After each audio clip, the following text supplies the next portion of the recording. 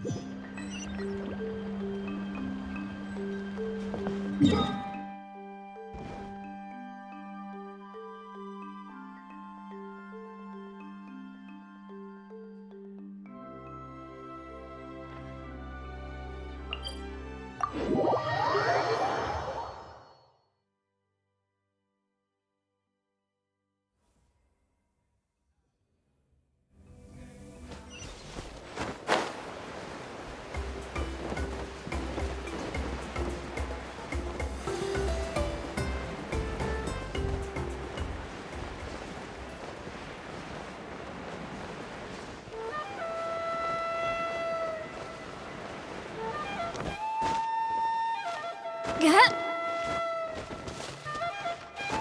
you worry, I'll help you find him later.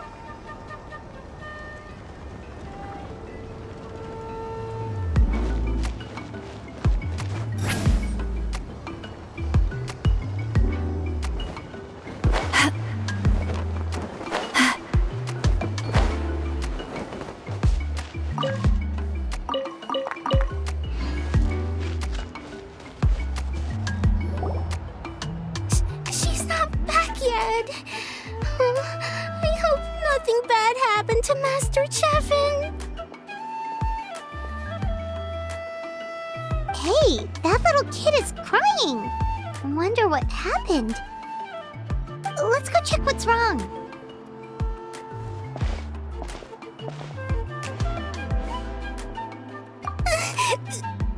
Master Chevin, she went to gather volcanic crystals, but she's still not back yet. I told the guards, but they said they don't have people to spare. Plus, that area's super dangerous, with tons of monsters and bad guys. They have to finish making preparations before they can try to rescue her. But it'll be too late by then. So, you'll help? Great! I'll just make a quick sketch to show you where the guards went earlier.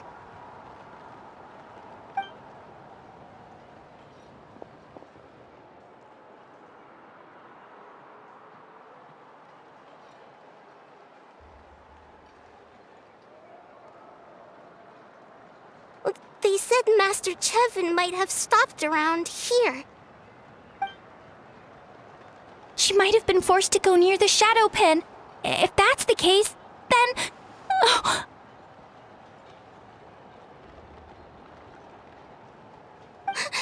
Please, you have to save her!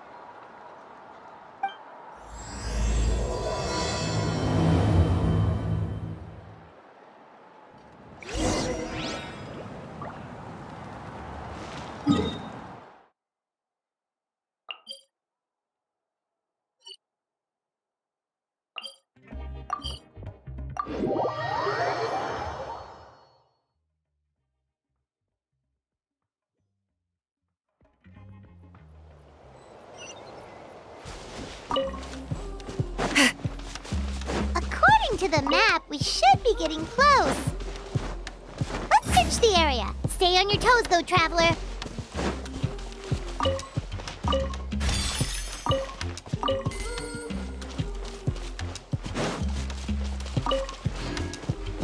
Rise like smoke! Get away from me! Look, over there! Is that Master Chevin?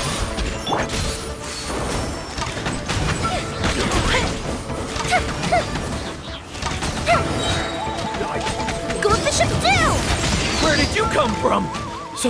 So strong! Let's get out of here, boys! Run! Leave the stuff if you want to live! Drop all of... Well, they didn't put up much of a fight.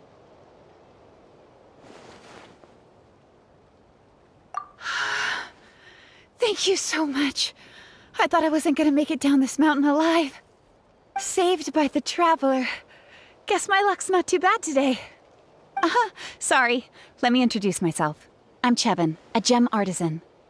I'm not usually this lucky, but maybe things are looking up. She did, huh? I didn't mean to make her worry. I wasn't planning to be gone longer than 2 days, tops. But then, I discovered a new seam of volcanic crystal near the shadow pin. It's a large deposit, and the purity is exceptional. I dug up a whole bunch of it and was getting ready to head back. But the phlogiston within the crystals attracted monsters. Anyway, I'm sure you've seen the state this place is in. It's all because the shadow pin suddenly came crashing to the ground and left behind a massive crater. The seam I found was closer to the outside, so it survived the disaster. Still, the crash riled up the monsters in the area, and now they're everywhere. I panicked and ran up a narrow path to avoid them. But by the time I was in the clear, I ended up running into those bandits. You showed up in the nick of time. If the situation was so dangerous, why didn't you just drop the crystals and run? I left most of them behind, believe me. I only kept the purest chunk. I have to bring it back no matter what. For Tlasoli and poor little Nechka. Right, you wouldn't know. Tlasoli is a former ancient name artisan, and Nechka is her daughter.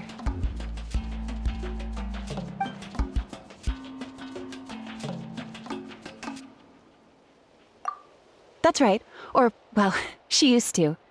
Now she just handles regular forging commissions.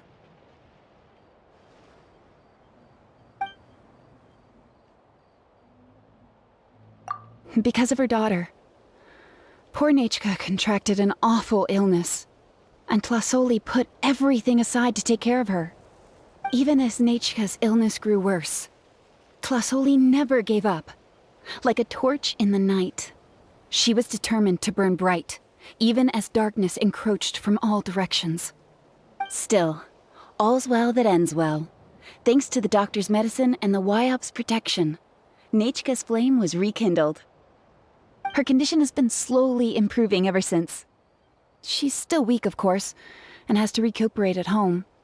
But she's well enough to write letters already. She often writes to Shilonen, apparently. Her dream is to become an ancient names forger, just like her mother. Her birthday's in a few days, so Tlasoli asked me to find a pure volcanic crystal to give her as a present.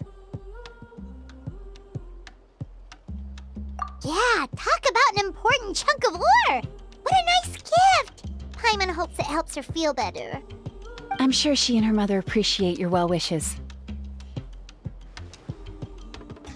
All right, let's head back. I'm sure Imish is worried sick.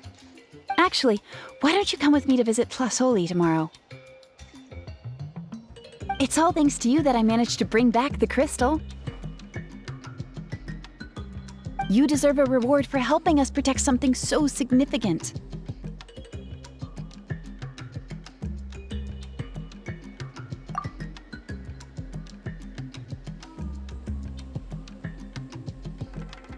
We don't need anything fancy like that. A normal gift is more than enough. Don't worry, something tells me you'll like this one. But I'll let Tlasoli tell you what it is herself.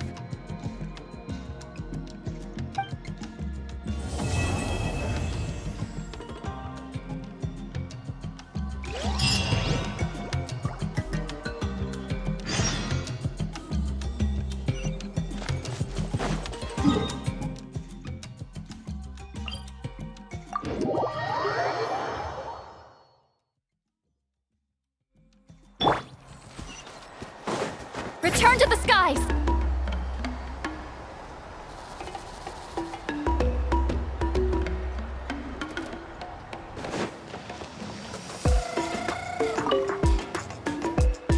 Oh, you're early. Looking forward to your gift? That's right.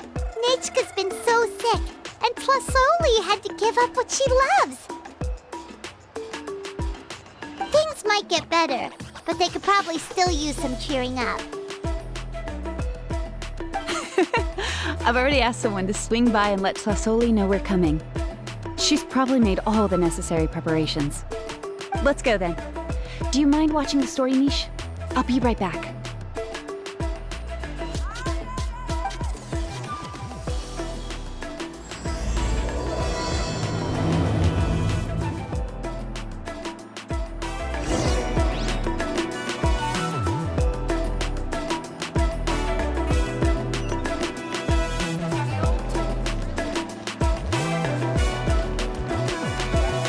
Take me up!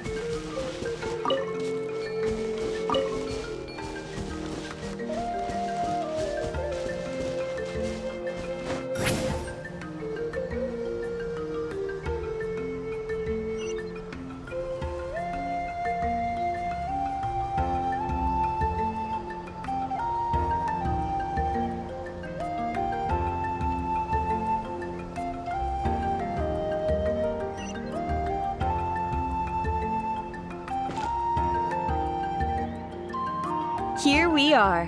Nice house, right? Give me a sec, I'll go knock.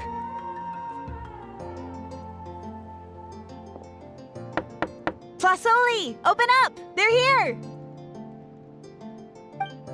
Tlasoli? Are you home? Open the door! That's strange. Huh, the door's locked. But she shouldn't be out at this time of day. Hey, Nechka! Nechka! It's me, Chevin! Open up, please! What if something happened to the two of them? What if Nechka got worse again? Let's not overthink things. They were doing just fine the last time I was here. Nechka was sleeping soundly in her room. Still, I told Tlasoli we were coming. Maybe she had to take Nechka out to get some medicine.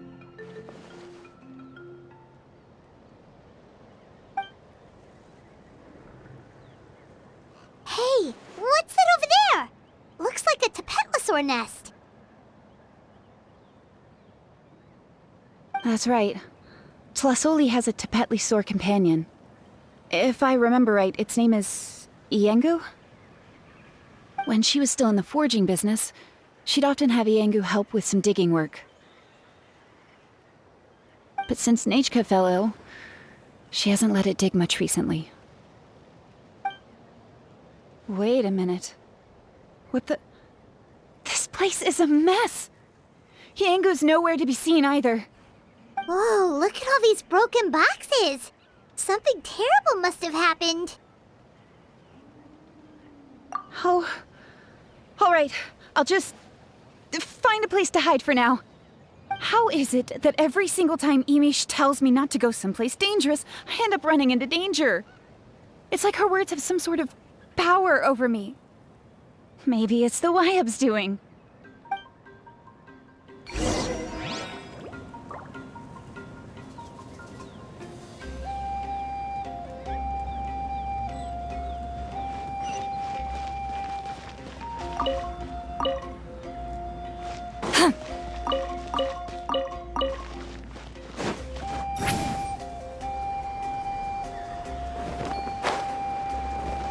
The tracks end at this cliff. Could the Tapetlosaur have climbed up the mountain? Let's head up there and see.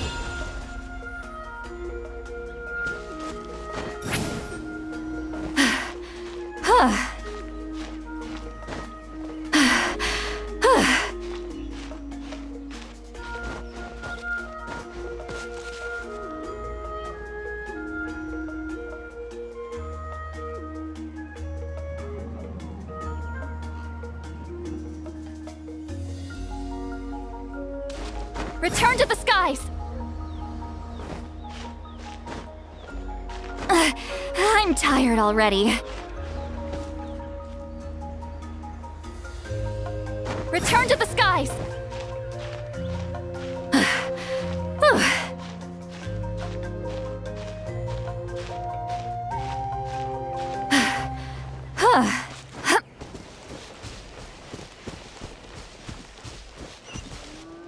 Take me up!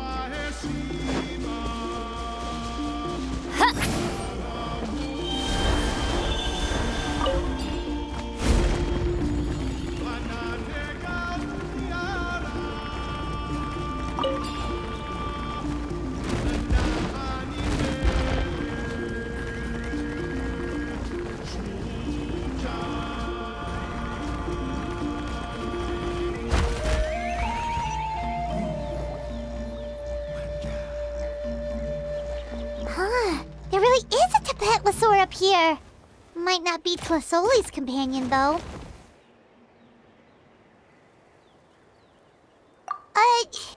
Paimon still doesn't see any sign of Tlasoli. Hey, Traveler! Paimon! That's Chevin's voice! Come down, quick! Tlasoli's here! Huh? We just got up here and Tlasoli's back already? What a coincidence. Well, guess this means we should head back down. Why is the Tapetlosaur coming along? Whoa, hey, don't run, you'll hit us!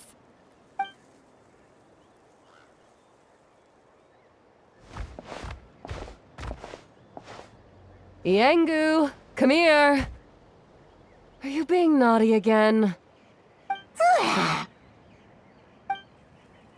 Oh, that's a good saurian. Oh, you must be hungry. Sorry.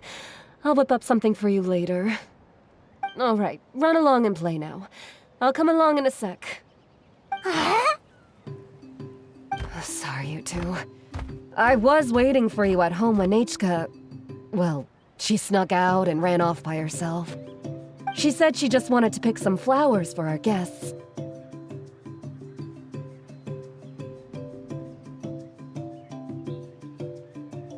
But she ended up getting lost along the way. Luckily, I managed to find her before long.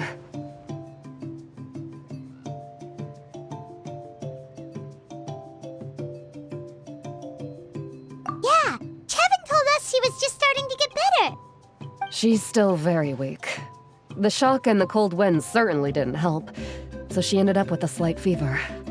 I gave her some medicine and now she's in bed. But it's nothing a good night's rest can't fix. That said, she won't be able to meet you today. I'm sorry you came all this way for nothing. Don't worry about it. We know she's still recovering. Chevin told us how serious her illness was. Her health definitely comes first. We were just dropping by to check on her.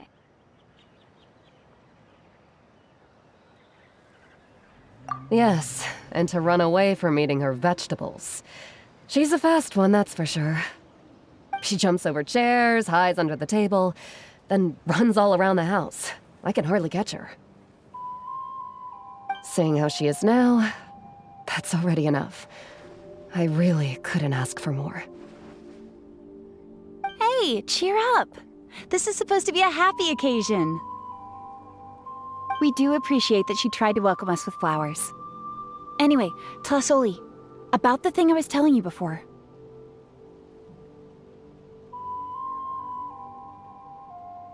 Yeah, what did you get us?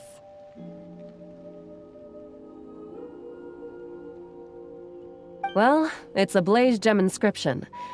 I made it from the purest ore, so it's almost completely resistant to erosion. The techniques used to make it are all rooted in ancient name forging. Don't say that or the Wyatt might smite me. The process just uses a few of the same techniques and materials. When I first made one, I didn't think it could serve any practical purpose, apart from the erosion resistance and the general aesthetic. But then Chevin suggested using the crystals to make a special kind of ornament. Blaze gem inscriptions made by an ancient name artisan, engraved with words that never fade. Quite the sales pitch, don't you think? Wow, that description really does make it seem special. Tlasoli's blaze gem inscriptions really are special, though. Word of mouth isn't always reliable. As information gets passed along, it becomes incomplete, forgotten, and sometimes even distorted. But the words inscribed on these crystals will stand the test of time. The inscription will never deteriorate, and the meaning will never get twisted. It's the perfect gift for a dear friend or significant other. You could even pass it down to younger generations. Yeah, let's get one! We can engrave our names onto it. Then once we find your brother, he can add his name as well. That way, our names will be together forever!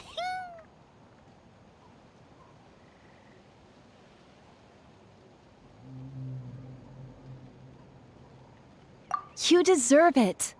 You saved me. And Nechka's birthday present. It's the least I can do to repay you. Chevin, I thought I told you. Don't you start acting shy too, Tlasoli. It's a great gift. I know how much work goes into one of your blaze gem inscriptions. Well then, thank you both. I'll have it ready as soon as possible. Then, I'll have you do the inscription yourself. Nechka should be well by then. She'll be very excited to meet you. Whoa, let's not get ahead of ourselves. We don't even know how expensive that would be. You sure we have enough travel funds? Hold on, this isn't part of some scheme to make us spend all of our mora, right? Chevin? You never know. You do look like you have some savings to spare. No, don't listen to that traveler. You'll end up losing all your mora. In any case, it's up to you. Oh no, it's the Tapatlosaur again! Quick, someone stop it! Paimon doesn't want to get run over again! Also, if you don't mind, Tlasoli, I'd like you to help me repair my blaze gem inscription. I dropped it when I was attacked earlier. The rope and clasp both snapped, so I haven't been wearing it. I tried fixing it myself, but I just couldn't get it to stay. Could you help? Just leave it to me. I'll make it as good as new. Thank you, Chevin, for going all that way and... It was nothing. We all just want Nechka to get better. You're right. Miangu, behave yourself. I'll feed you in just a second. I'll have Chevin contact you once everything's ready, Traveler. Maybe we'll even line it up with Nechka's birthday. We can even have a little party. Oh, that sounds great! We'll look forward to all the good food, and we'll make sure we're ready to eat. Anyway, see you around, Tlasoli!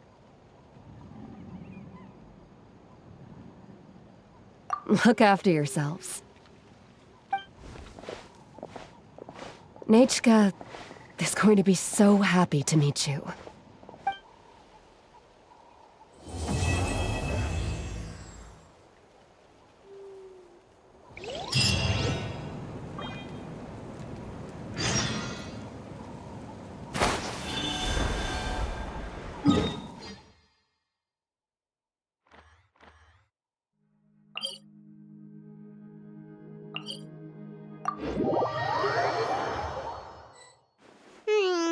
It's been several days now. Wonder if Tlasoli has finished making the Blaze Gem inscription. Since Nechka's birthday is around the corner, let's go to the tribe and buy something, and then pay the family a visit.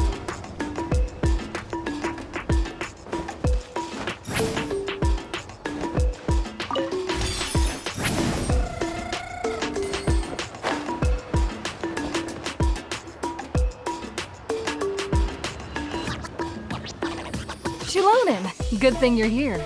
I'm wondering if I can... Oh, the shelf on the left, second row down, first X on the right.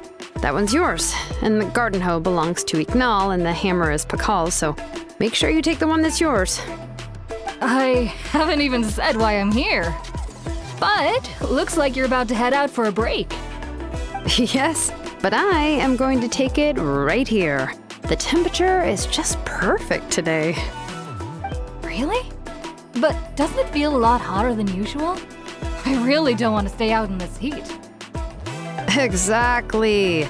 In hot weather like this, customers don't tend to stick around and talk when they're coming to place orders or pick up the goods. I see. Oh, here comes another customer. I'll just leave you to it then, and pick up my axe. Sure, sounds good to me. Hey, Shilonen! Oh, Traveler, Paimon! We meet again. Oh, you two seem to be in good spirits. Oh, how's your ancient name been? Run into any issues?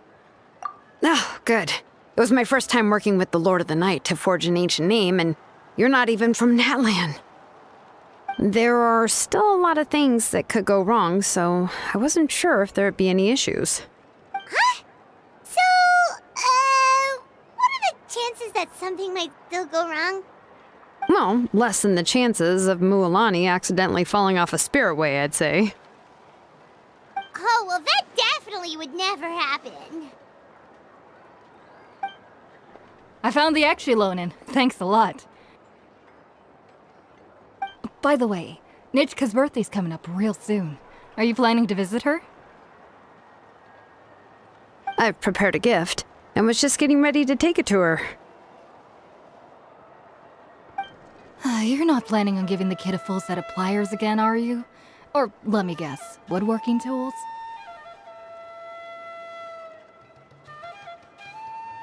Oh, yeah, I make these myself, and it's a lot of work. But if you like a set, I can make some time and forge one for you. Great! We often camp out in the wild, but a set of Shilonen's tools would make pitching a tent and starting a bonfire a whole lot easier. Well, still, I won't be giving Nechka any tools this year. She wrote me a letter saying that she'd like a copy of To Kill the Brave. the book is not what you call a bestseller, but luckily, I have a few copies in my collection. They were really old editions that were published a long time ago, but they should still be readable. Children her age love fairy tales. The last time I was at Tasoli's, I even brought Nechka.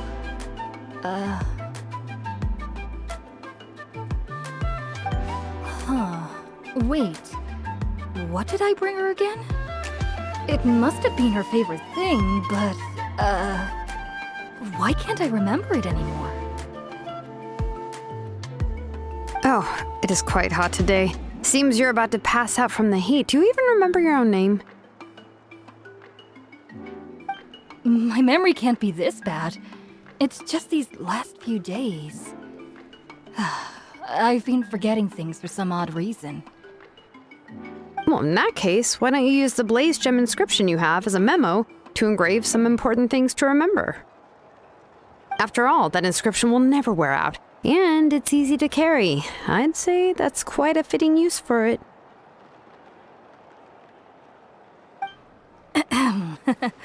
You do have a point, but my inscription is almost already full.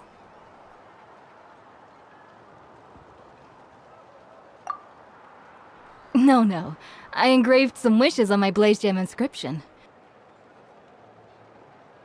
You know, just some dreams that I have for the future and things I'd like to accomplish one day. Even though Tasoli has said that from an aesthetic point of view, it would be best for people to keep their inscription short, this Blaze Gem inscription was still made by a name engraver, the forger of ancient names themselves. Everyone thinks that the inscription she made might have some wondrous powers.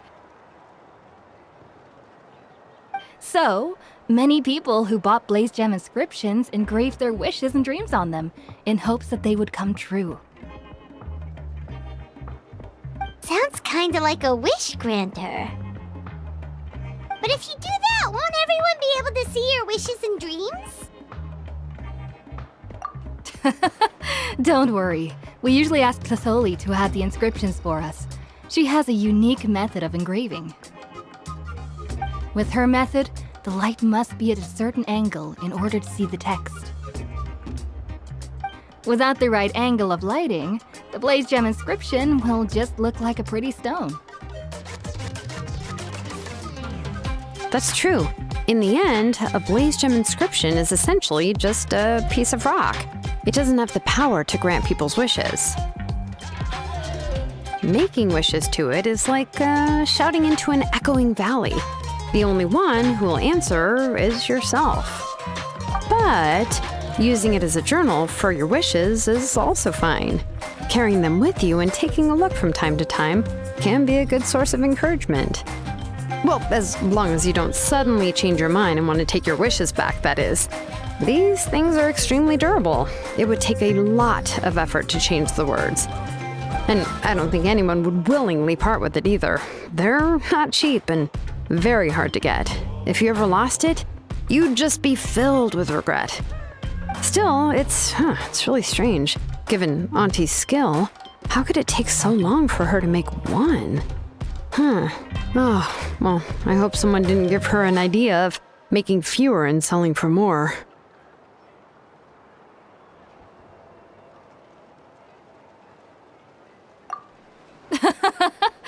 It's true. Chevin would totally have put that in her ear.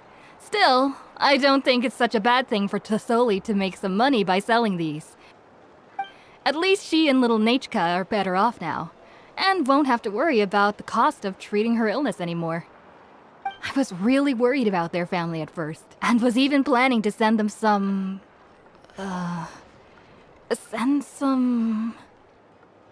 Huh?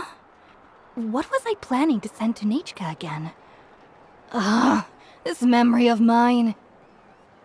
All right, if you stay out in the heat for any longer, I'm afraid even the inscription won't be able to save your memory. You should, go back. Yeah, get some rest. Right. Right. Please give my regards to Tasoli and Nechka.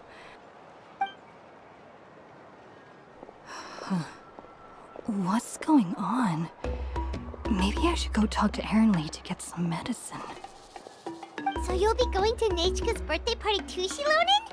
Oh, perfect! Then let's go together! Oh, yeah, sure, but I didn't expect you to know Tlasoli too. She hasn't been coming to the tribe much lately, so how did you get a chance to talk with her?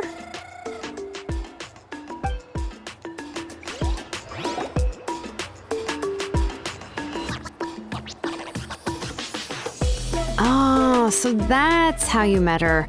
She even wants to use volcanic crystal as a forging material. I guess she's really pulling out all the stops for her daughter.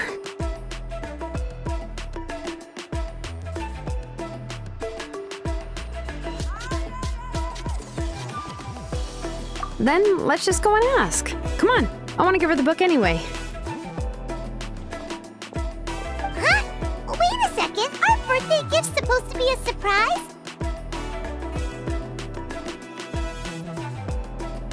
If we ask Nechka, then she'll know what gift we'll be getting her. And that would ruin the surprise! But if you don't ask her, then how will you know what kind of present she would like? Here's another idea. Perhaps you can also give her a storybook based on what she wrote in her letter. That might be a good option. But shouldn't we give it a little more thought? If we all give her books, it might seem like we didn't put much effort into it. Shilonen, have you really never asked her what she would like the most? There must be something else she'd like besides books. Unfortunately, no. Nechka's illness has kept flaring up over the past few years. Apparently, she couldn't do anything during that time other than rest in bed. She didn't even have the strength to talk to anyone. It wasn't until recently that she started to recover from her illness and regained strength to write letters to others. Anyway, there's no need to overthink it. Worst case scenario, I can split the book into 2 volumes and we can each give her one. Yeah, even though it would ruin the surprise, we could at least get her something that would make her happy. Anyway, could you tell us a bit more about the book that you're getting her? Is it really that unpopular? Well, it's a little difficult to explain. You see, there are actually 2 versions of To Kill the Brave. The premise of the book is pretty straightforward. It's basically about a set of twin brothers working to defeat a demon lord. But after defeating the demon lord, the older brother, To Kill, discovers that the king's spirit has possessed his younger brother, Remok. In the ending of the original story, the older brother kills his younger brother to defeat the demon lord, before jumping into a volcano.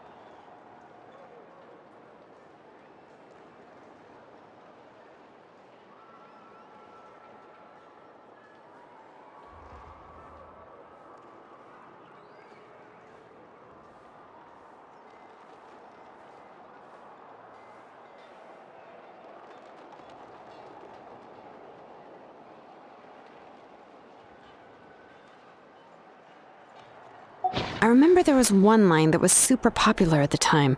If I still remember right, after being possessed by the goddess Coatlicue, Rimac said, "I do not wish to see your blood be reduced to ash, but I have seen the light of your heart and spirit. Remember my name, brother. As long as you remember me, I will never have left." The other version was released only recently. The author heard a suggestion from someone and suddenly decided to try and make a stake in the fairy tale market, so the story was revised. In the revised version, the brothers killed the demon lord together and both survived. According to the author, this gave the story a happy ever after kind of ending. However, the revised version was not well received. After a month on the market, it had hardly sold any copies and the books were collecting dust on the store shelves. The store owners desperately tried to get rid of the book and have resorted to all sorts of promotions and discounts to sell it. Even now, the only edition of To Kill the Brave you can find in the market is the newer one, whereas the older edition is nearly impossible to find. Anyway, I couldn't bring myself to give such a poorly rated book to Nechka, so I spent a few days looking and managed to find a few copies of the old edition in a warehouse. I picked out a copy that looked relatively new and wrapped it up as a present for Nechka. If you're interested, I can give you this extra copy to read. The pages are pretty old though, so please be gentle with it. Oh, and here's a copy of the newer edition too. They gave me a free copy when I went to buy some chocowaddle. So that's how they're trying to sell off the book. Could it really be that bad? Even Paimon's curious now. Let's get going. Tlasoli lives pretty far from the tribe, so it'll take us some time to get there.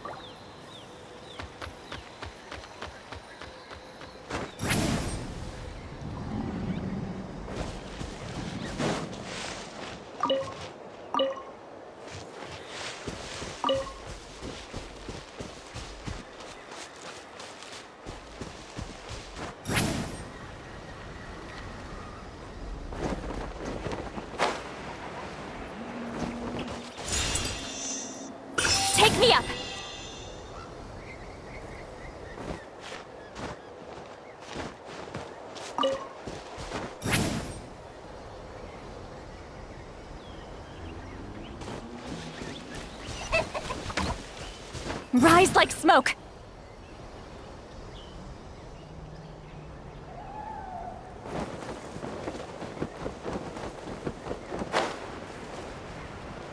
Watch out! Go on now, Iengu. Nechka is still resting. Hey, Tlasoli, we're here!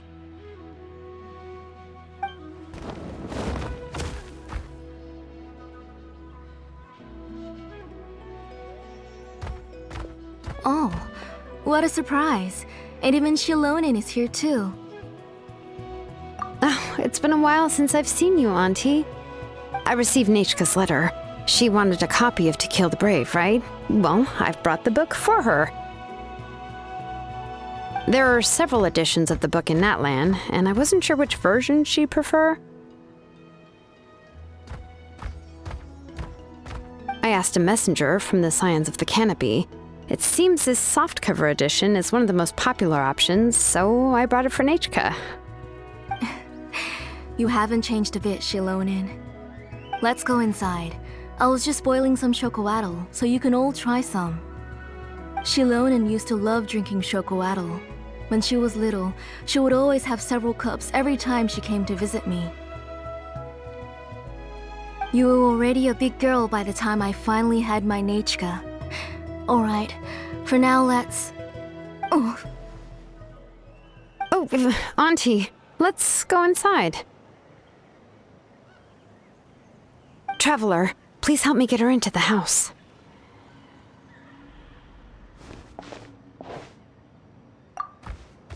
Oh, Paimon will help too!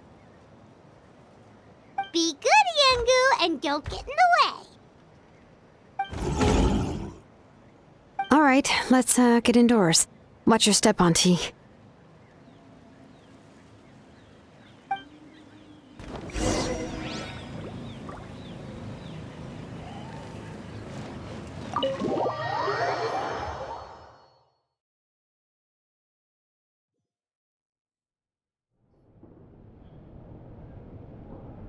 Sorry. Nechka's illness has been flaring up recently, so I was up for a few nights. I suddenly started to feel dizzy in the sun. I hope I didn't scare you. Have a seat. I'll fetch you a few cups of chocoatl. Please wait a moment. Oh, I've already brought them over. This cup's for you, Auntie. And these are for you, too. Chocolatl? What does it taste like? Paimon's heard that it can be pretty bitter. Traveler, could you give it a try first? Oh, don't worry. Auntie always adds a lot of sugar. It won't be bitter.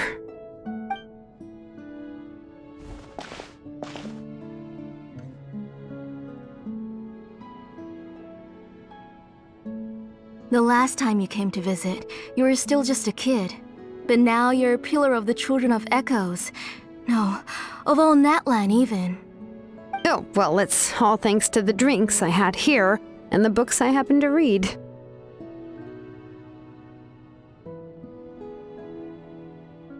We heard that you two are from the same tribe, but Paimon had no idea you were so close. When I was little, my parents were always talking about how skilled Auntie was at forging ancient names and how she was a good role model for the rest of us. The moment I became idle at home, they would toss me into Auntie's workshop to watch and learn. Then I would have your parents go back, boil you a pot of chocoatl, and let you play in the house. Yeah, and then I would drink and listen to you banging away with your tools in the workshop. But eventually, she moved out of the tribe to find some more space, and I didn't have the chance to visit again after that. But why did you seem so familiar with the place when you went to the kitchen for the drinks just now? Because the layout of this place is identical to her old house. Let me see. Yeah, that should be Nechka's bedroom then. That's right.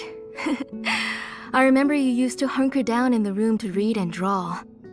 But you're all grown up now. Even if you wanted to live here, I'm afraid you've already outgrown Nechka's bed.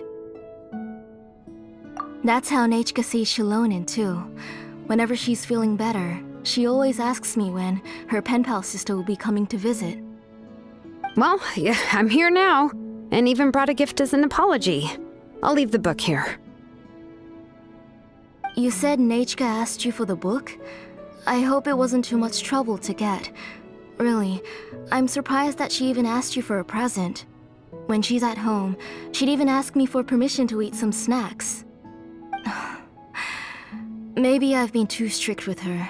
She's obviously starting to like her big sister more than her own mother. Oh, really? Well, I'd say I really haven't done enough to deserve the title of big sister.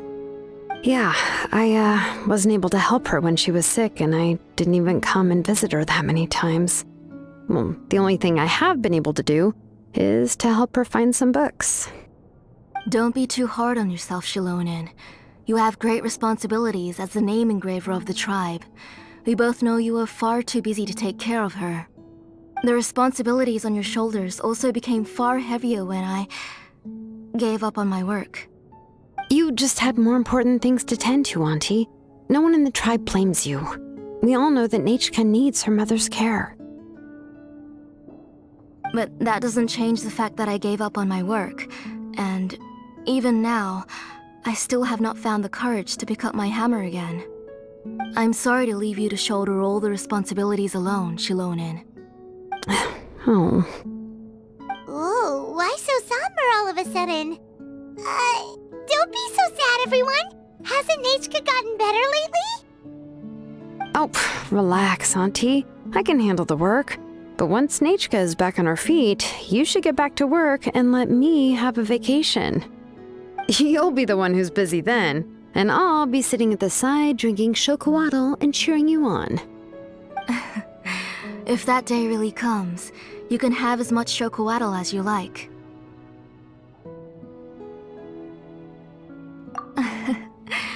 If you asked me before, I wouldn't have even been able to talk about it. But now that she's gradually recovering, I've also gained some courage to face what happened back then. Nechka's illness actually originates from the Abyss. That night, I was in the tribe, having a discussion over the forging of new ancient names. Before we could finish our discussion, the alarm started to ring outside. A horde of monsters from the Abyss suddenly attacked the tribe, so everyone banded together to fight them off. I joined the fray as well, and it wasn't until the monsters were repelled that I got back home with some guards from the tribe. But Nechka was gone. I can't remember how long I spent searching for her. Maybe for 2 or 3 days. In the end, we found Nechka at the bottom of a short cliff. She was holding a dried up embercore flower in her hand, and there were traces of abyssal corruption around her wounds. I know. It was all my fault. Before the incident, Nechka had asked if I could forge an ancient name for her. Work was busy at the time, so I told her that if she could find an embercore flower, I would use it as material to forge her an ancient name. Oh, Nechka, my daughter, my Nechka. I was holding her in my arms, but no matter how many times I called her name, she wouldn't open her eyes and look at me.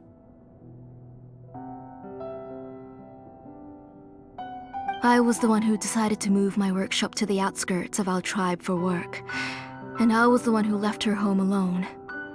Oh, my daughter, my Nechka, why do you have to suffer like this? Whoa, hey! It's okay, right?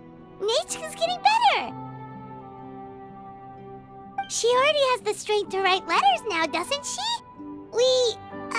Shilonen has even brought her a gift. Sorry. I just can't control myself whenever I remember that time. Phew. Alright. It's not every day that we get guests. I really shouldn't be crying like this. I asked someone to buy some ingredients for me. So why don't you stay for dinner tonight? I'll make some shrimp bisque, grilled fish and mint sauce, and tower tacos. We'll help. That sounds like a lot to make, and we don't want you to tire yourself out.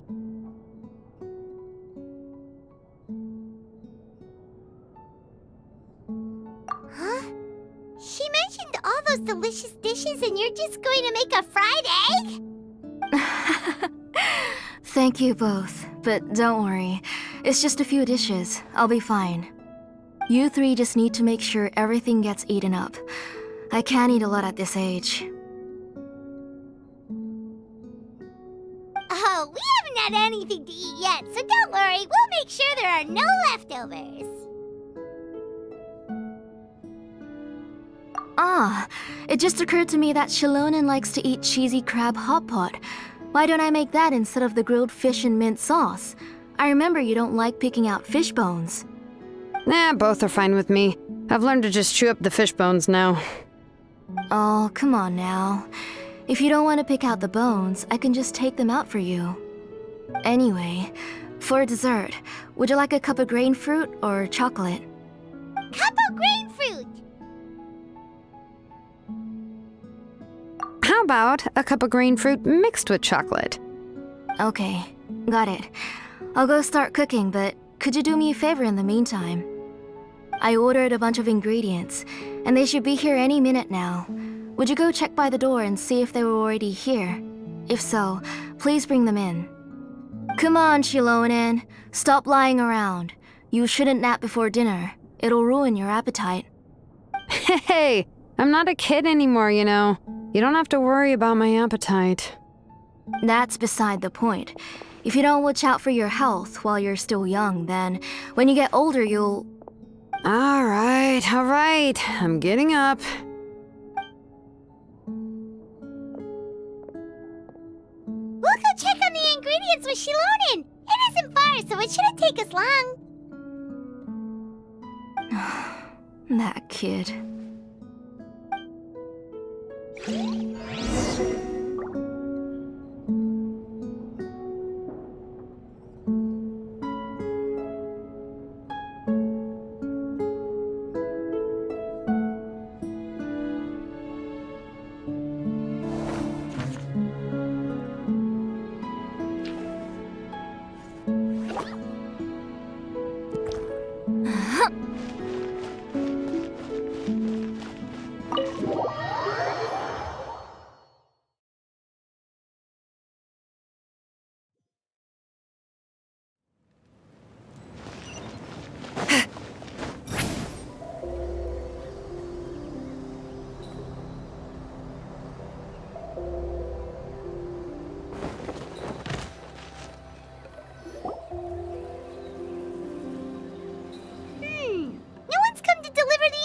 Yet.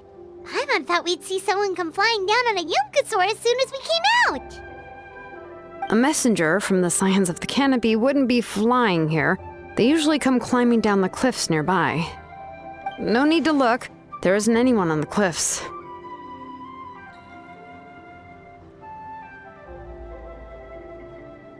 I just saw a ghost. Hey, you there! Sorry, but does Tlasoli live around here? Oh, are you the one who's supposed to deliver the ingredients? Ingredients? Are you kidding? I was nearly eaten myself! Never mind that now. Those monsters are still hot on my heels. Please, you've got to help me! Shilonen, where'd she go? Whoa, she's already gone up to fight the monsters? Let's go help her out!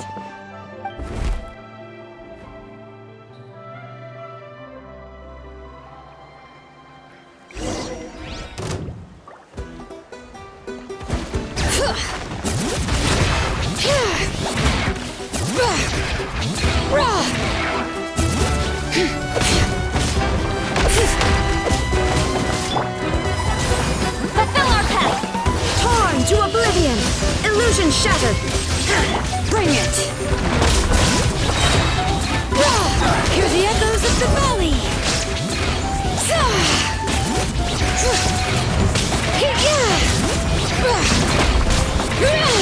Show no mercy!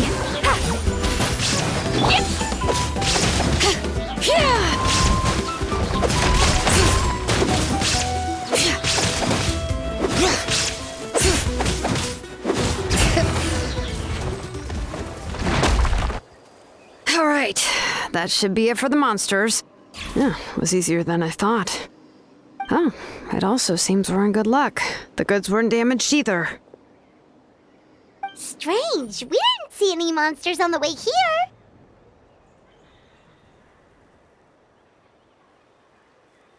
Yeah, right. I use this road to deliver goods all the time, and I've never been attacked like this before. It's the main road in and out of the tribe, so people often come here to clear out any monsters. This area is usually very safe. I don't know what happened, but it seems like all the monsters around here have gone berserk. Even the docile Tepetlosaurs are in a frenzy. Tlasoli doesn't even forge ancient names anymore, so why can't she just move back to the tribe? If she comes back, Nechka will even be able to find some playmates. She's so young and hasn't even...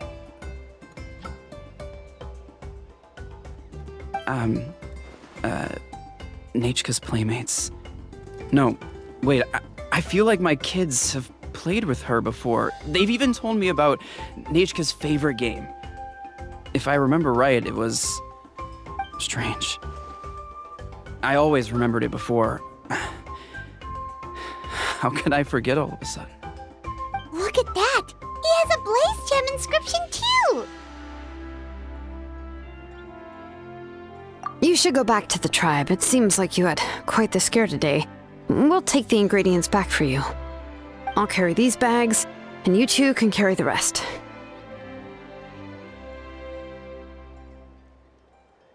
If you say so. Thank you so much. I guess today's just a really bad day for me to go outside. That's so weird.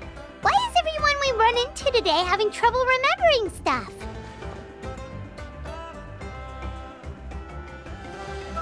Heimat's not sure how to say it, but she's got a strange feeling about this. Like it's all somehow related.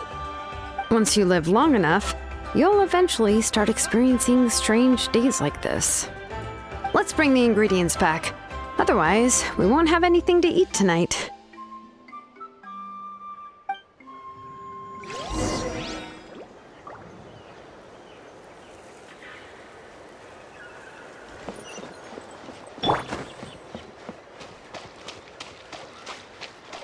Hup, take me up!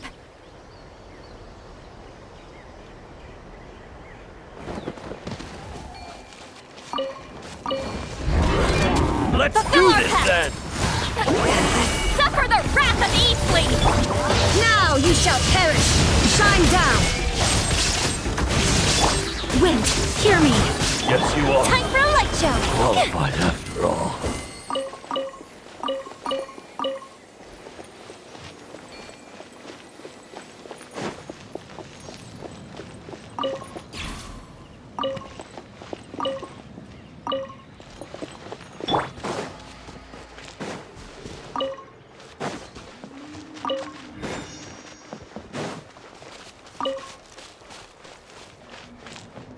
Return to the skies!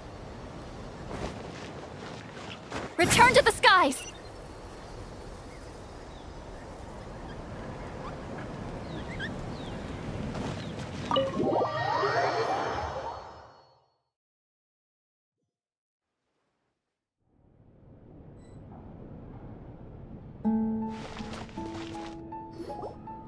Ah, you're finally back.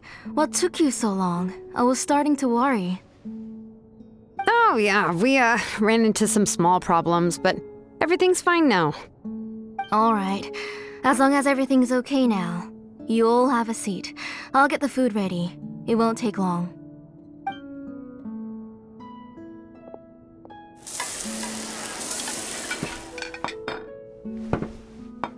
Whoa, there's so much tasty food! You're amazing, Tlasoli! They were all pretty simple dishes to make. Don't be shy. Dig in, everyone. But Paimon can't reach that dish! Could you give Paimon some? Come on, come on! Ooh, yeah. Can I get another serving, please? You're done already? Do you even chew when you're eating? Of course! Didn't I say that I chew up the fish bones? I'll have just one more fish and leave the rest for Nechka. It's okay. Just go ahead and eat all you'd like. Nechka can't eat these dishes anyway. Her body is too weak to digest these kinds of things. I'll just make some broth for her. Oh no, but Paimon thought she'd already recovered from her illness. Injuries caused by the abyss cannot be undone. The doctor said the fact that she's stable is already quite a miracle. But it's okay. Nechka can talk to me now and can even hold my hand. That's more than I could ask for. Even if she will never again know that I am her mother. What do you mean? The doctor said the abyss has had an irreversible effect on Nechka's soul. She's lost all her memories from before she was injured. The doctor also said this sort of memory loss isn't like simply forgetting something. Rather, she can no longer remember anything from before that fateful day. Huh? But how does that happen?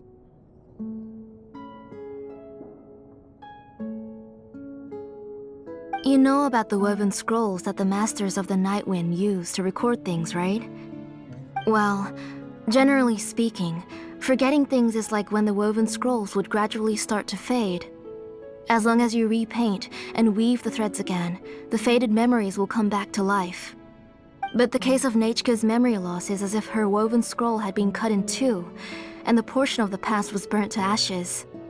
The books she loved to read, the flowers she took joy to grow, and the time she spent in this house were all cut off by the abyss, and can never be retrieved again. As one example of that, Nechka now only sees me as a strange, unfamiliar auntie who claims to be her mother. She's a good kid, and doesn't want to upset this lady who's been taking care of her so much, so she still calls me Mom. But I've always had a feeling that she's constantly wondering about things like, where is her real mother? Why is she stuck here in this house? Was she abandoned? Nechka really has no idea that her real mother is right in front of her, and has never left. So you plan on recreating Nechka's woven scroll all by yourself? What do you mean? Or should I say, you've already started reweaving that scroll long ago.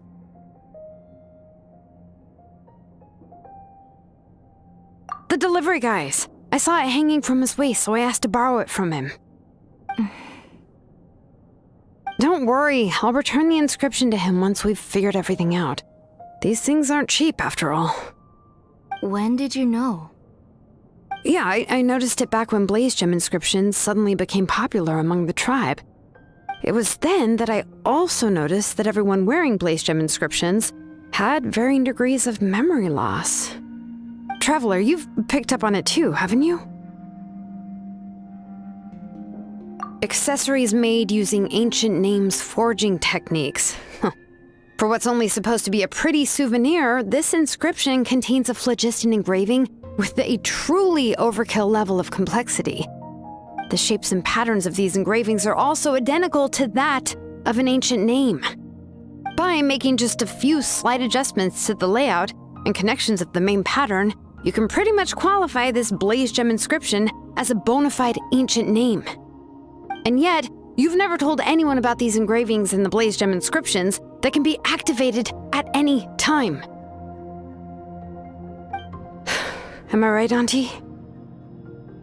I knew you were a sharp one, Shilonin. That's right. I have a way to cure Nechka and restore all her memories. It's actually quite simple. I want to forge an ancient name for Nechka that contains all of her past memories. And the reason they must be approved by the Wyab is because the memories they bear are all stored within the ley lines. Extracting those memories from the ley lines requires the Wyab's assistance. But your plan wouldn't need you to do any of that, right, Auntie? Your Blaze Gem inscriptions will help you complete that part of your plan in the ley line's place. You will use the inscriptions to form a massive memory bank for Nechka. And the ancient names you're trying to forge will be used to extract corresponding memories from the memory bank. A memory bank? Wait, so the reason all those people were having trouble remembering stuff is because the Blaze Gem inscriptions took away any memories related to Nechka? Using other people's memories of Nechka to reconstruct her past? This is the first time I've heard of such an idea. You've seen through my plans, Shilonin. You're as outstanding as ever. Far more brilliant than me. I intend to use this method to collate all the memories related to Nechka and allow her to regain her past again. But wouldn't extracting memories like that hurt the person carrying the Blaze Gem inscription? Not at all. Every time a Blaze Gem inscription extracts memories, the process is under my precise control. That way, there's no chance of anyone in the tribe getting hurt. This is the central inscription that controls all the other Blaze Gem inscriptions, which will also soon serve as Nechka's ancient name. You made all of this yourself, Tlasoli?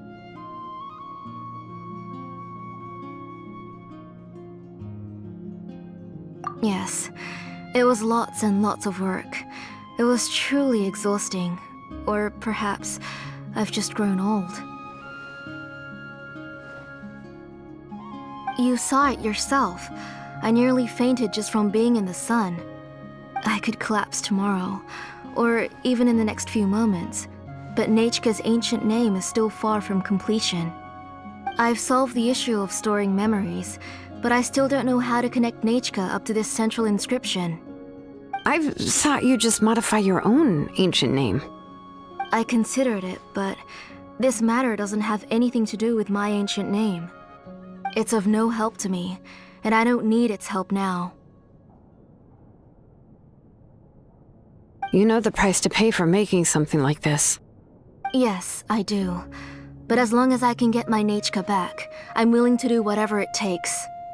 Otherwise, Nechka won't have any chance of reclaiming her past once I'm dead and gone. She won't remember me, and she won't even remember why her name is Nechka. When that time comes, she'll be left to drift around the world all alone, unknowing of where she came from or where she should go. She is my daughter, the one to whom I gave the Nechka name. Whether it be as her mother or as a name engraver, I can't simply stand by and let her name disappear. Shilonin?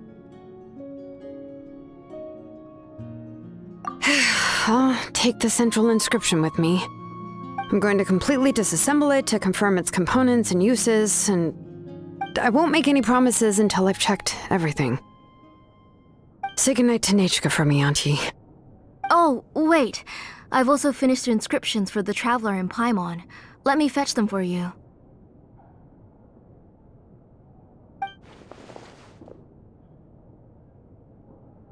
I'm sorry it took me so long to finish them. Hold on, Auntie. The Traveler and Paimon have never met Nechka before, so you can't draw any memories from them. That wasn't my intention. They're just ordinary gifts. Please, take them. Huh? What was that noise? Nechka must have woken up and wants to get out of bed on her own. Sorry, I'll go check on her first. Nechka, don't try to get out of bed. Just tell Mom if you need anything. You go ahead and take care of Nechka, Auntie. Let's go, Traveler and Paimon. There are a few things I want to tell you.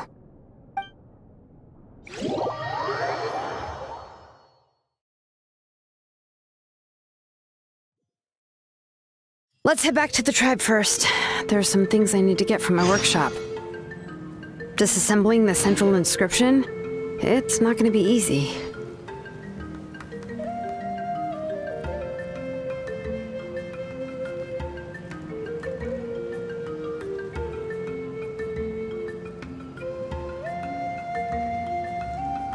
Going into a trance is risky for most people, so...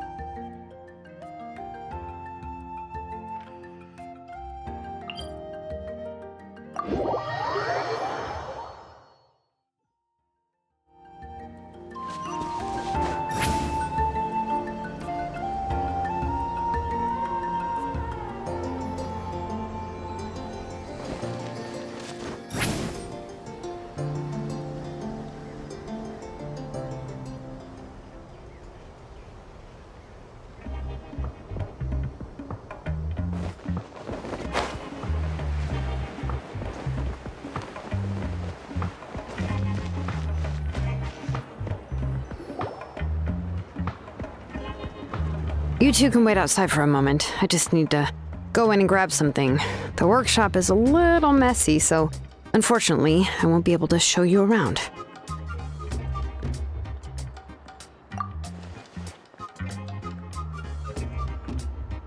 Oh, yeah, that's not really what I mean. It's not the mess that's really the problem. It's just that the workshop is cluttered with way too much stuff. Books, files, and even ancient texts I got from the Masters of the Nightwind. Everything's piled up to the ceiling. You probably won't know where to step once you're inside. Kachina suffered quite an unfortunate series of events the last time she went inside. Well, I suppose it was my fault for being so focused on searching for information at the time that I forgot to lock the door. After entering the workshop, she was shocked to find herself face to face with a massive woven scroll from the Masters of the Nightwind, and then she turned around and knocked over a huge stack of forging blueprints. She tried to step out of the way, but tripped on a poster tube that was behind her, and then boom! The forging blueprints came crashing down right onto her head. Oh no! She's lucky I noticed in time. I found Kachina in a daze and managed to save her before an entire set of the history of the Children of Echoes was about to bury her. I then dragged her up to the second floor. Ever since then, Kachina always waits outside the door and doesn't dare take a step in whenever she comes to see me. Yeah, you're an artisan and craftswoman after all.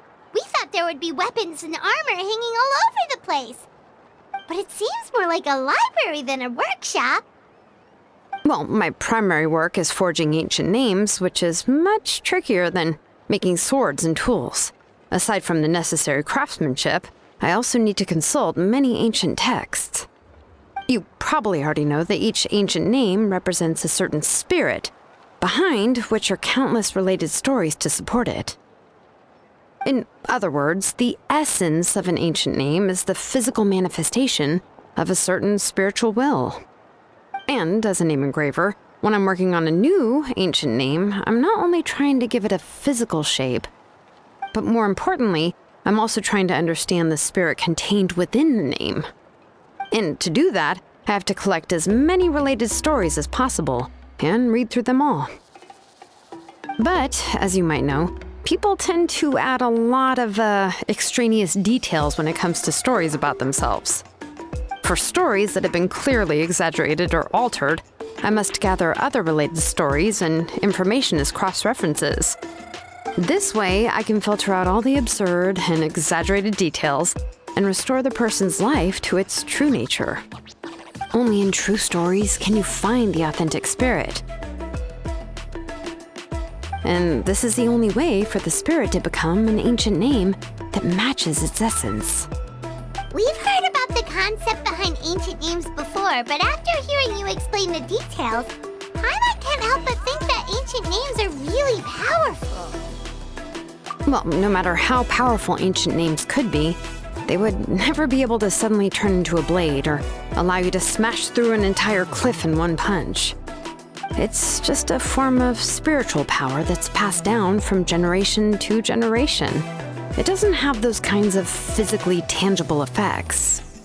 Well, take your own names, for example. From the moment you appeared in this world, some person had already prepared a blessing for you. And that person then condensed this blessing into your name and gave it to you as a gift. It may feel like the moment you received your name is already in the past, but it will always stay with you and move with you in the future. Names are blessings for the future from people standing in the past. Well, that's what Auntie once told me. And with this blessing, people will become more confident as they walk into their future. To put it another way, it's like having a lamp in your hand as you walk through the darkness of night. Oh, Paimon gets that. If you're alone when you're walking in the dark, it's easy to get scared and tired quickly. But if someone else is walking with you, then it won't be nearly as scary. And, well, you might still get tired, but it'll still be a whole lot better than walking alone. The Traveler always has Paimon by her side, though, so she'll never have to worry about that. Oh, Paimon sure many wish they could be in your shoes, Traveler.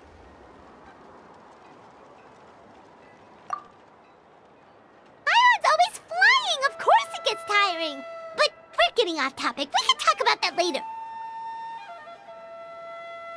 Anyway, this is what Tlasoli told me when I was training as a name engraver. And to be honest, I've only understood 20% of what she said at most. I've never been able to figure out the rest. But doesn't that mean you basically don't get it?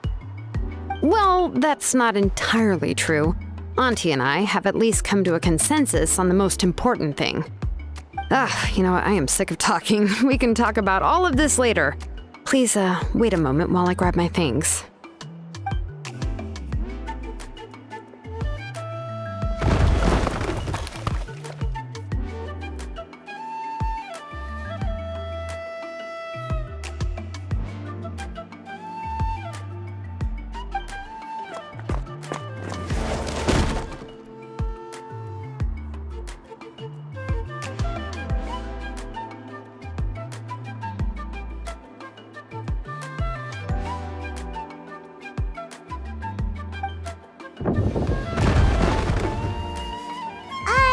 Did you hear a whole section of something collapse in there just now?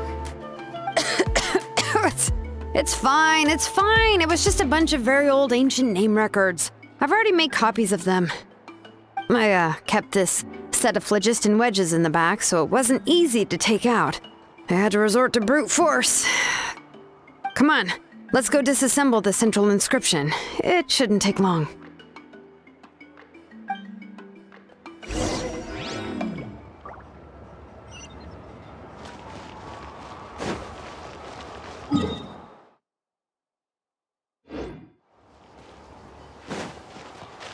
Return to the skies!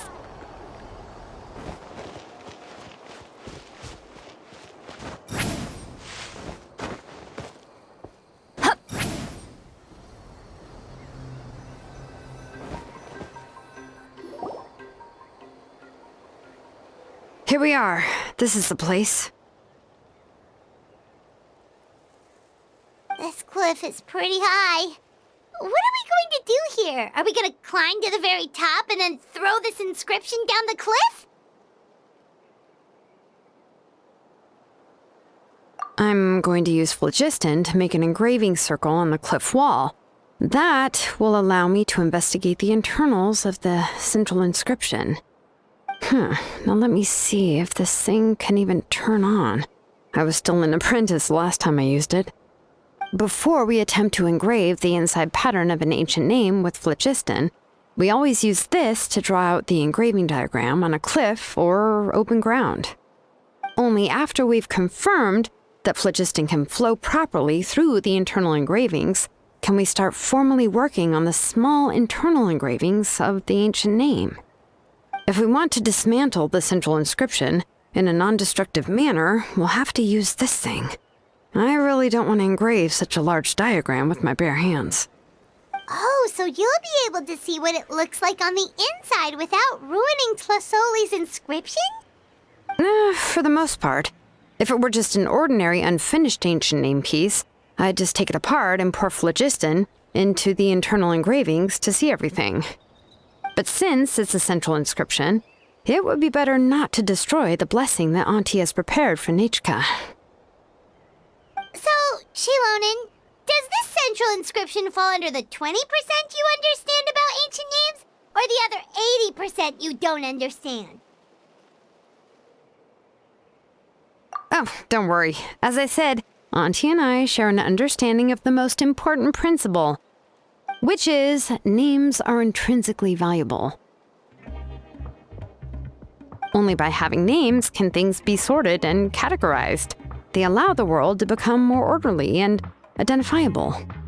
For example, when I order ore, I would usually say I need volcanic crystals of about 35% purity and no more than 3% of impurities. Without specific names, I would only be able to go to the ore merchant and say, I want this and this. No, this isn't it. That one. No, not that one either. Yeah, you see what I mean? Names are a crucial part of how we standardize our workflow. Without names, the work would be impossible. Yes, because forging ancient names is first and foremost a technical job. There's no debating that. As for the question of why it's important, as long as it does not affect your ability to perform your work, you'll gradually understand it as you put the process into practice. After all, creating an ancient name is quite the complicated process. Well, let me break it down even further. We're not in the tribe right now anyway. Essentially, by forging ancient names, I'm assigning nicknames to the heroes in Natlan's history. Giving someone a name is a subjective expression. You just need to express your hopes and wishes for them. But giving someone a nickname is a much more objective expression. To come up with a fitting and accurate nickname requires much thought and observation. If ancient names or nicknames aren't descriptive enough, no one will remember them anyway. So the best I can do is gather all the information I could and try to come up with the most fitting nicknames possible. Even a minor mistake in the process could cause people to misunderstand the nickname. For a name engraver such as myself, such mistakes would be considered a major blunder. Paimon isn't trying to come up with a nickname for Shilonen. Besides, all of Paimon's nicknames have been very descriptive. Everyone can remember them. Phew. Now I'm curious. Why don't you, come up with one for me? Are you serious? Of course. This is also my line of work, you know. Go ahead. A nickname? Shilonen. Well, she uses phlogiston to forge weapons and make names for others.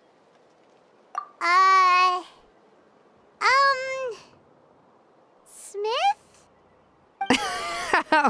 Yeah, not bad, and quite fitting too. I'll remember it. But, you should keep observing my work, Paimon. Maybe you'll come up with an even better nickname. Right, okay, time to make like a smith and start smithing. Watch closely.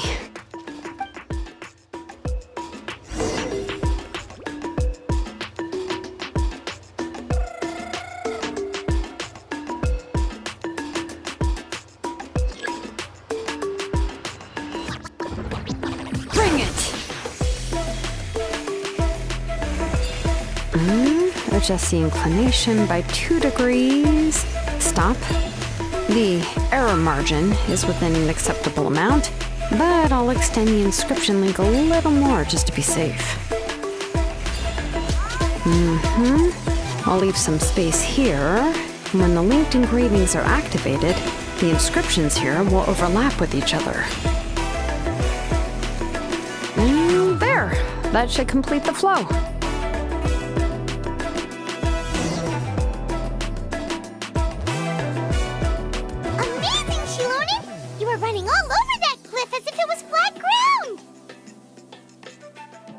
Oh no, it doesn't have anything to do with my tribe, it's just the phlogiston adhesive I have on my shoes. But after all that running around, I'll have to infuse them with more phlogiston again. I should prepare a spare supply of phlogiston to bring with me next time. More or less, yeah.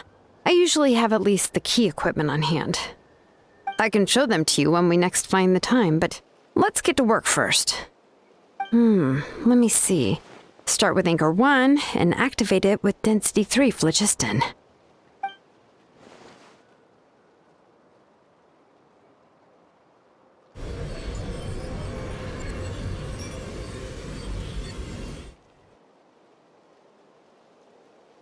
Whoa!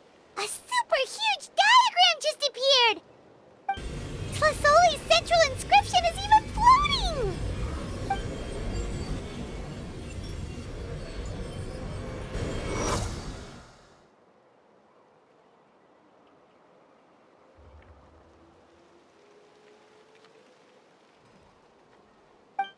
So are you done checking the inscription, Shilonen? How does it look? I didn't find any anomalies in the phlogiston engraving. All the adjustments are indeed based on ancient name engraving techniques.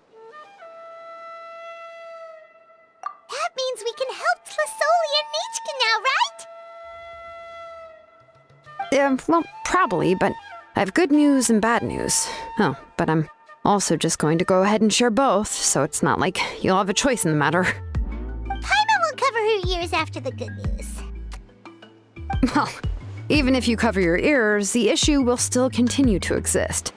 But, before we get to that, I want to ask the Traveler a question. What are your thoughts on absorbing memories? Yeah, well, sounds like something you'd say. But if you ask me, there's a problem with what Auntie said. It's, hard to control the absorption of memories. Technically speaking, this type of inscription has the power to do far more than absorb memories related to a single person. By herself, Auntie can't handle that level and scope of work, but if she has accomplices, it is completely possible for her to use this inscription to accomplish far bigger things. Accomplices?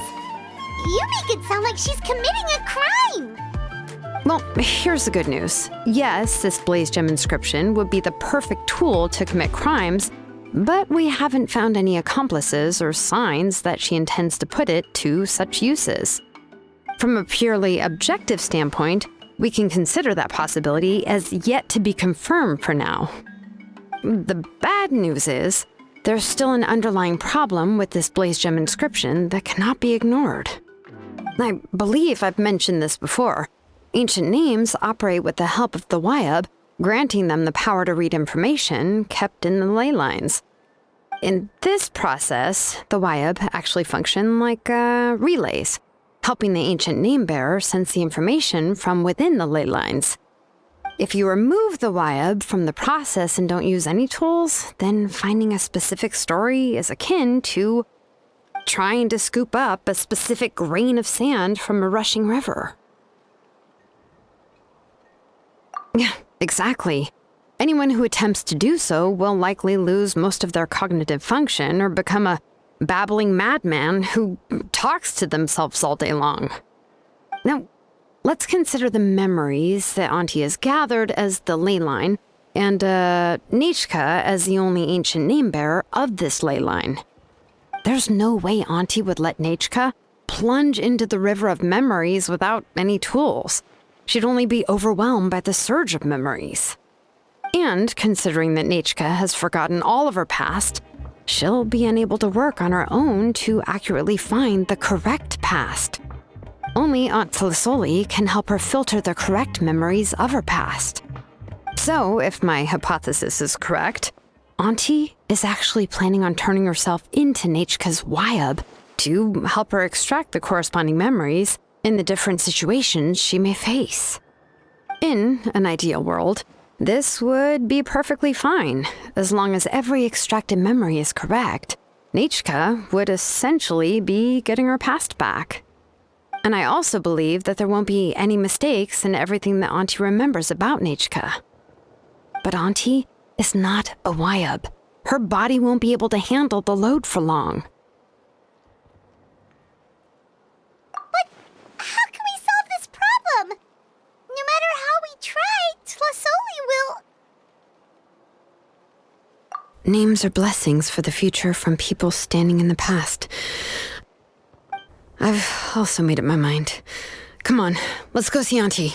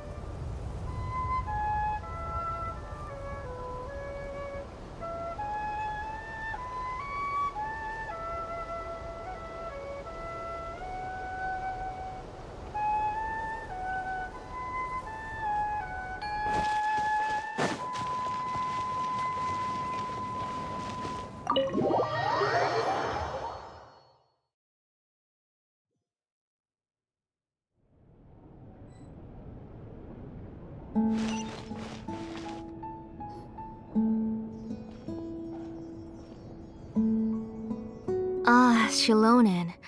It looks like you've made your decision. Am I right? Yes, here's some research that I've done. You can reference it to modify the way the central inscription operates.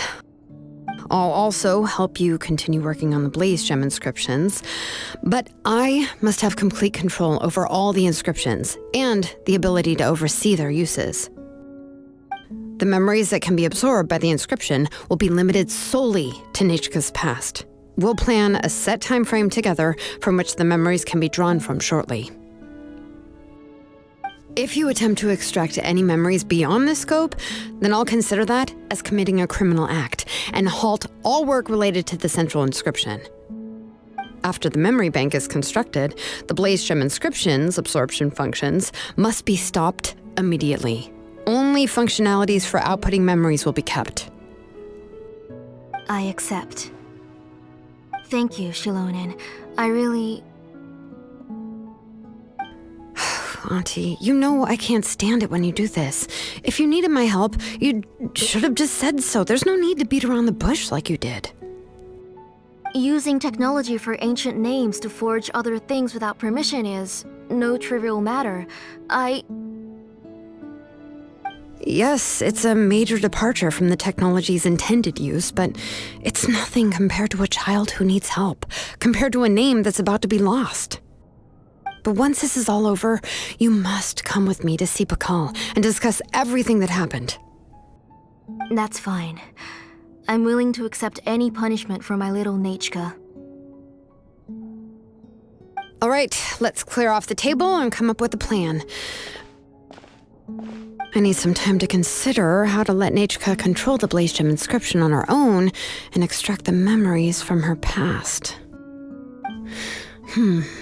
Oh, by the way, did you give the book to Nechka? How could I just hand her a birthday present that you specially brought for her? I've picked out a box and packaged it up. Wait till her birthday and then bring it to her. It'll be a nice surprise. No, it's just an old book. There's no need to...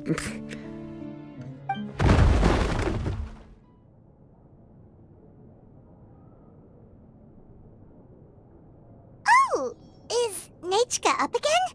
But what was all that noise? It sounded like something broke. Uh-oh, what if something fell on her? We should check. Paimon will go have a look. Nechka, don't hurt yourself. Shilonen, is that you? You're Nechka? How many times have I told you? Don't get out of bed on your own. You were running a fever yesterday. Hello, Nechka. Thank you for the book. I've already read it several times. You've already read it? But didn't Tlasoli package up the book that Shilonen brought?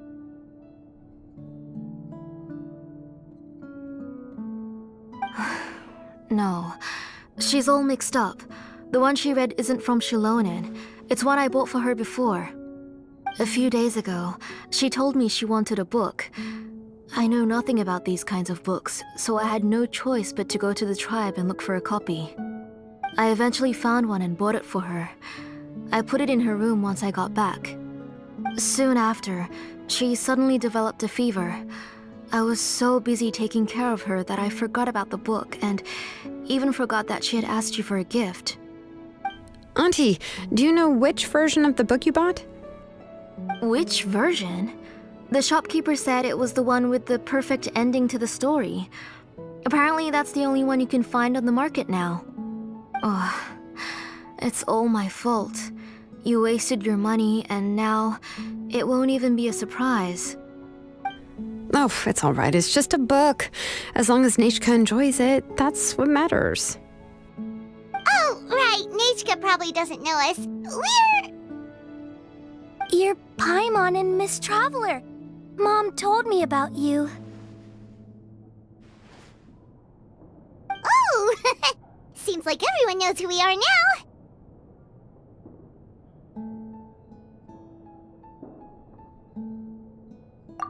Yeah, Nechka seems to be doing pretty well today. Since she's been stuck indoors for the last few days, why don't we take her out for a walk?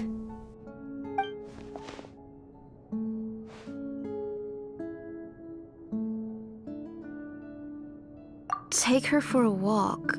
But considering her condition, I don't think she... Oh, don't worry, Auntie. She'll be safe with the Traveler and me.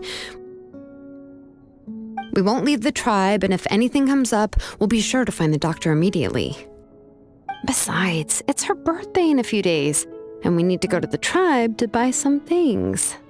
Let's give her a proper celebration. What do you think, Auntie? I promise I'll be good, Mom. Didn't you say before that I need more fresh air? All right. As you wish. I also happen to have a few repaired Blaze Gem inscriptions that I need to get back to the tribe. We can go together. Wait for a moment. I'll go get Nechka's water bottle and some towels. Some medicine. Oh, and a parasol.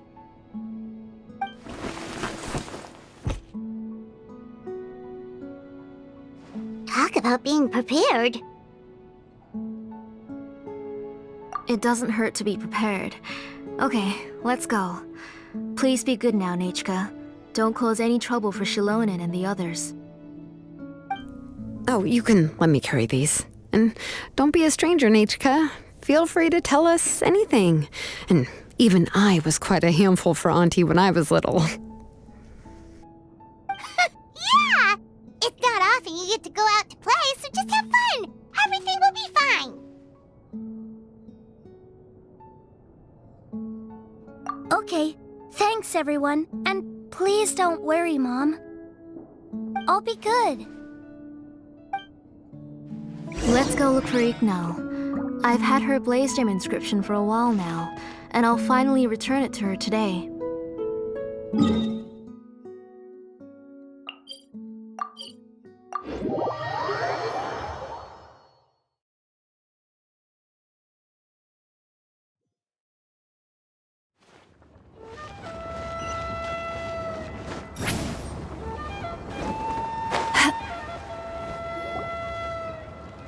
Tosoli, what brings you to the tribe today?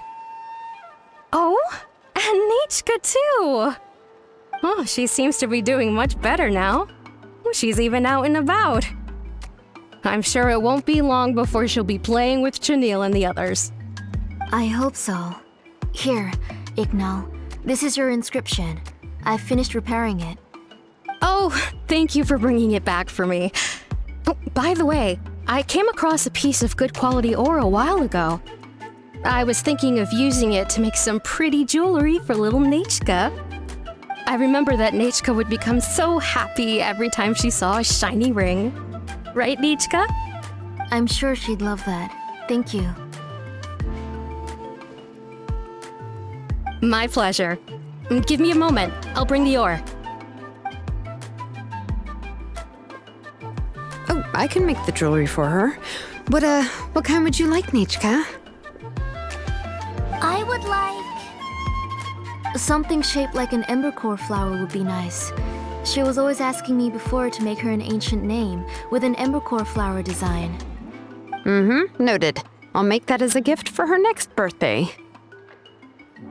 Sorry, Nechka. It won't be a surprise for you.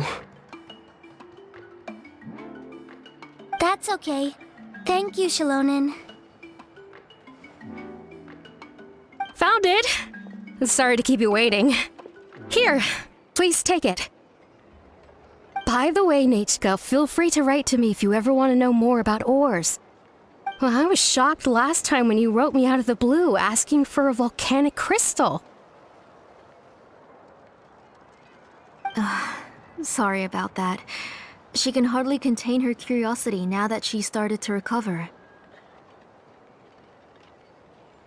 She's still too weak to go out whenever she wants, so she begs me every day to help her write letters to people in the tribe about all sorts of things. That's how you know she's one of the children of Echoes. It's normal for us to be interested in ore. Everything's looking up! Oh, we're just like the main character in the new version of To Kill the Brave, when he was about to save his brother Remak.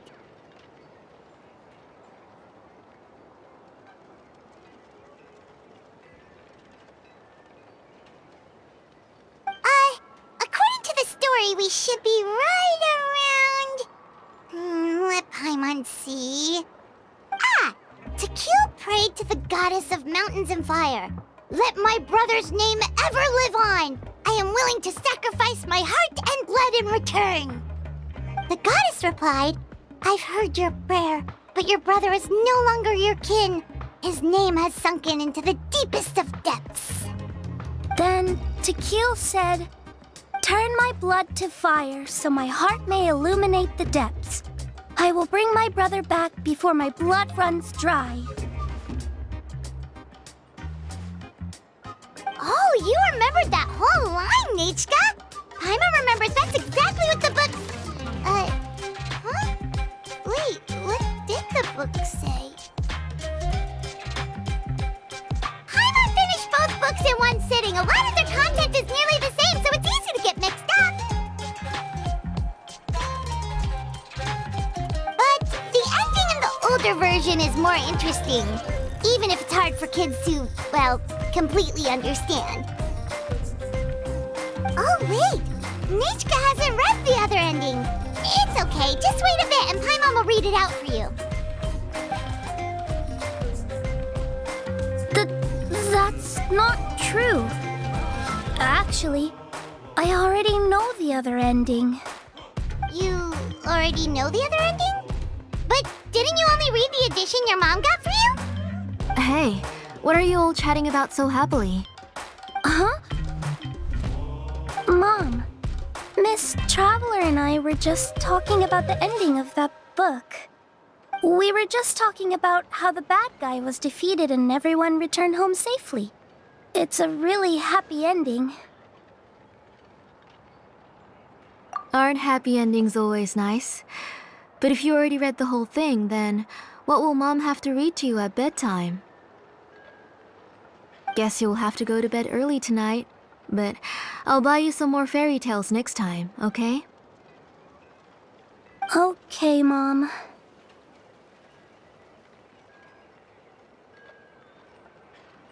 It's pretty good quality. I'll be able to give Nechka a beautiful and durable piece of jewelry for her next birthday. But, for now, let's focus on celebrating her upcoming birthday. Where are we headed to next, Auntie? Next, let's visit Apishpalan. He should be close by. Stay close, Nechka. Don't go too far. Yes, Mom.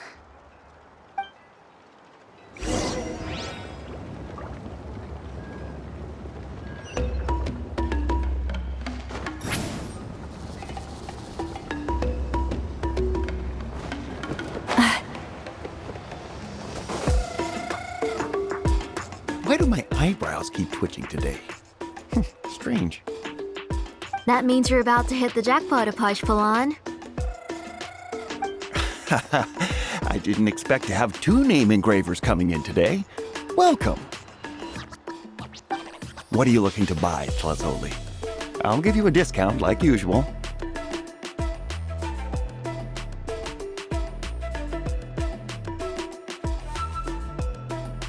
Whoa! Offering a discount just like that? Tlazoli sure has connections. She was once our name engraver and did a lot for the tribe. It's only fair that I offer her a discount. Thank you for your generosity. I've finished repairing your Blasium inscription. Here, have a look. Come on, Nechka, say thank you. Thank you, sir. Oh, so this is Nechka. Tlazoli has shown me some pictures before. It looks like you're doing much better now. How about this? Go ahead and pick anything you'd like from the store. Think of it as a gift from me. No, that's all right. Mom told me that you've already given a lot to our family. Oh, well, that was for your family. I've never given anything just for you. If you don't feel like it, you can also let your mom choose for you. Oh, no need to stand on ceremony, Auntie. Go ahead and pick something for Nechka. His drills and small clamps are good quality. The measurements of each part are exact, and they're always very durable. I always come here to buy things if I find myself in a pinch.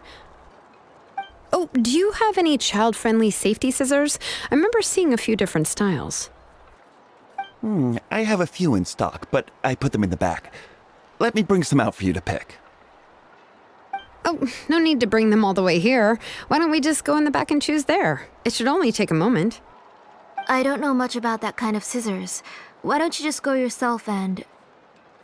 Well, there are too many different designs and varieties of kid scissors. If you don't come and help me choose, I won't be able to pick one that Nechka would like. Come on, Auntie. It'll only take a moment.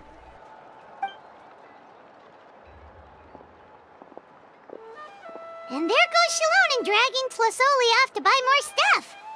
Ooh, what a busy day. I won't run off.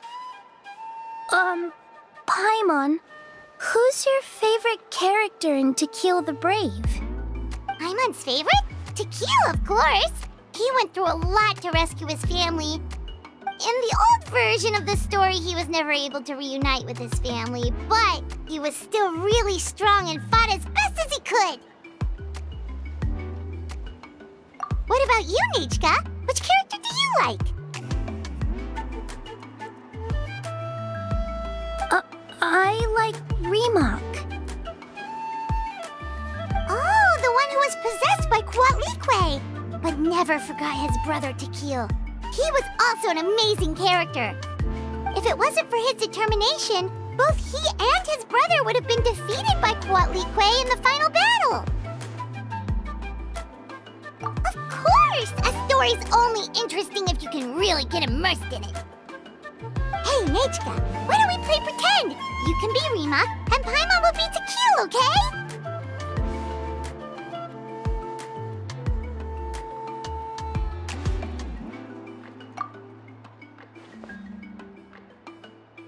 Miss Traveler, can I play the role of Quatlique?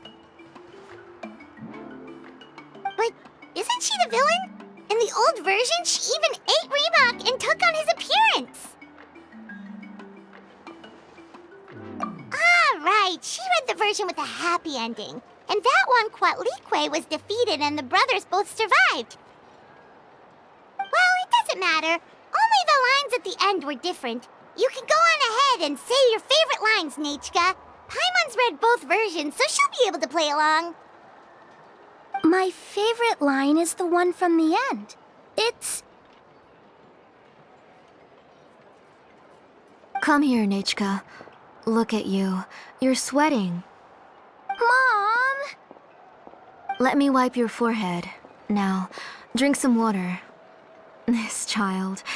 You forget everything as soon as you start playing. We've picked something out for Nechka. A Paishpalan will deliver it to Auntie's house once he's packaged it up. How was Nechka? Oh, we were just about to get to the exciting part.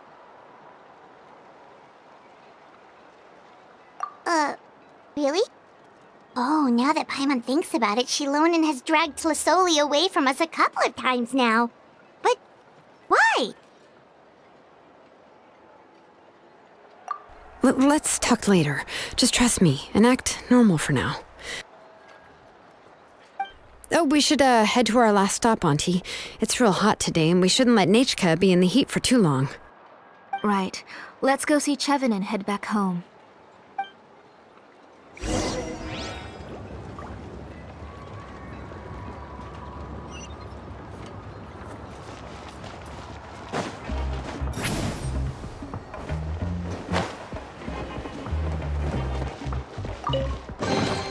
Is it too much to carry? Here, let me help.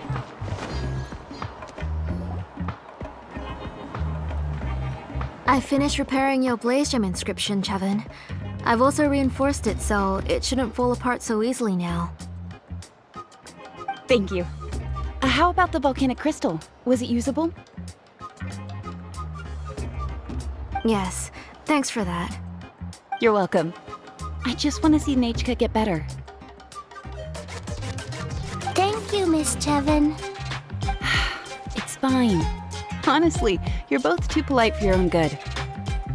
I was wondering where you got the ore for such a large-scale Blaze Gem inscription. So you must be one of Auntie's accomplices, then. Oh, Shilonen. We already know what's going on.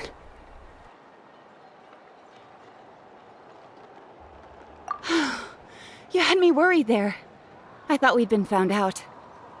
We'd be in real trouble if Bacall ever got wind of it. To be honest, I won't be able to cover it up for much longer.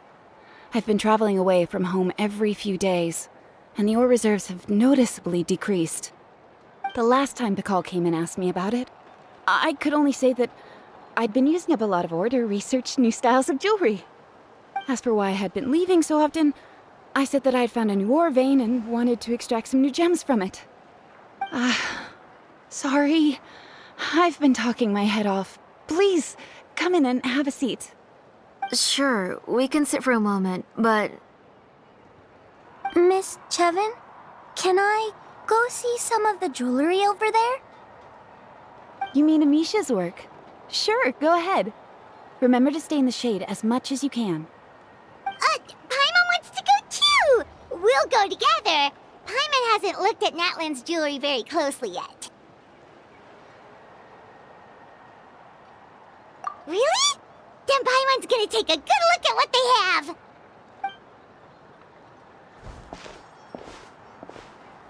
You haven't bought any jewelry for a while, Auntie. Why don't you pick one out? Come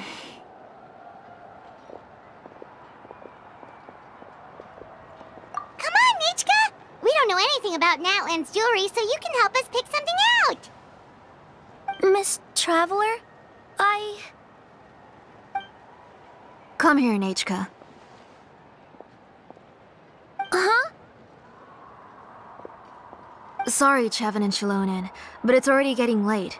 We should be heading back now. It'll be Nachka's birthday in a few days, and there's still a lot for us to do before then. No problem. I'll be sure to bring her some beautiful jewelry to celebrate. Mom,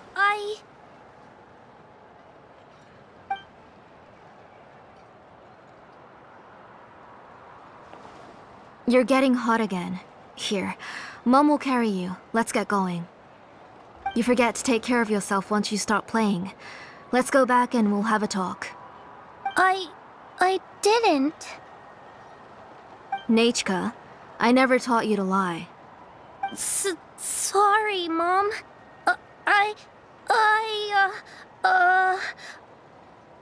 Nichka's looking at us. Paimon feels like something's not right. What should we do? No, Nachka was having so much fun today that she forgot the time. It's not a big deal. Let me help carry her home. I'm worried you would also have to recover if you carried her the whole way. No, it's fine. I'll carry her. Let's go, Nachka. It's time to go home.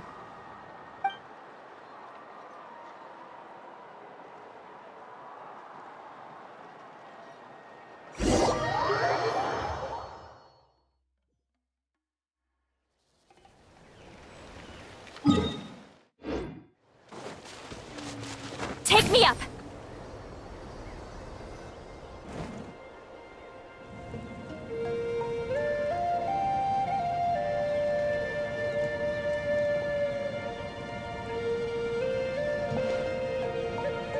Thank you, everyone, for spending so much time with us today. Please be sure to come to Nachka's birthday party. Alright, it's nearly bedtime for Nachka, so let's part our ways here. Oh, Auntie, remember to give her the book, that copy of To Kill the Brave I brought. I went to a lot of trouble to find it. I understand. Really, do you think I'd let your efforts go to waste? It's very special to receive a book from you. I'm sure she'll put it somewhere safe. Right, Nachka? Yeah. Thanks, Shilonen. Oh, put it somewhere? Isn't she going to read it? Well, I've read the story to her many times already. She's even memorized nearly every line. Oh, that won't be a problem, Auntie. Nachka's probably never heard this version of To Kill the Brave. Oh, what's different about this version? The majority is about the same, but the ending is different from the one that you bought her. The one I gave her is the unedited version that was originally published. It was released long before Nechka fell ill. Oh, but I remember you were never very interested in fairy tales, Shilonin. Huh. Well, I was just thinking that if what you said about Nechka's illness is true, she shouldn't be able to remember anything about her past before her illness. So, the ending to the original version of To Kill the Brave is also part of the past that she should have forgotten. In other words, if she hasn't recently read the old version of the story, then she shouldn't possibly know the ending, right? I don't understand. Why are you so concerned about the ending of this book? Even if she does remember the ending, what does that prove? Maybe she snuck out somewhere when I wasn't watching and read the first edition of the story. Yeah, okay, that is a possibility. After all, she does remember things that have happened recently. In which case, yeah, let's go ask around the tribe and see if anyone remembers Nechka reading the book. There are only a few shops in the tribe that sell books, or we can just ask Nechka where she'd read it. The booksellers all have inscriptions, so there's a chance that their memories... So, you admit that the inscriptions can affect the tribe's current memories? I was very clear that I would consider that a crime and would stop all work on it. There must be a few more books at home. I do not wish to see your blood be reduced to ash, but I have seen the light of your heart and spirit. I beg your pardon? Nechka, where did you read that book? Answer me. Go home, Nechka.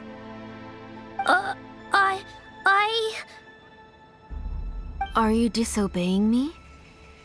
You're the one who wrote me the letter, Nechka. You're the one who wanted the book. Only you can speak for yourself.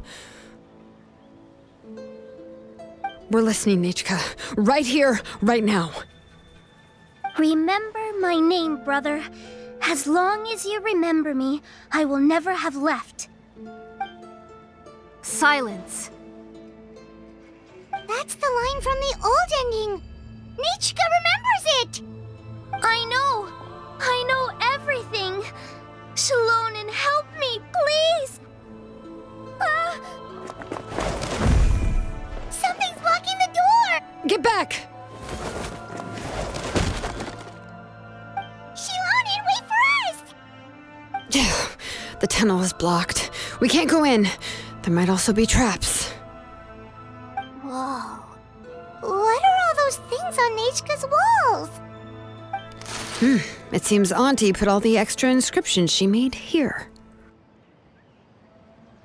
If she's trying to finish that ancient name, there's only one place she could go. Come on, follow me.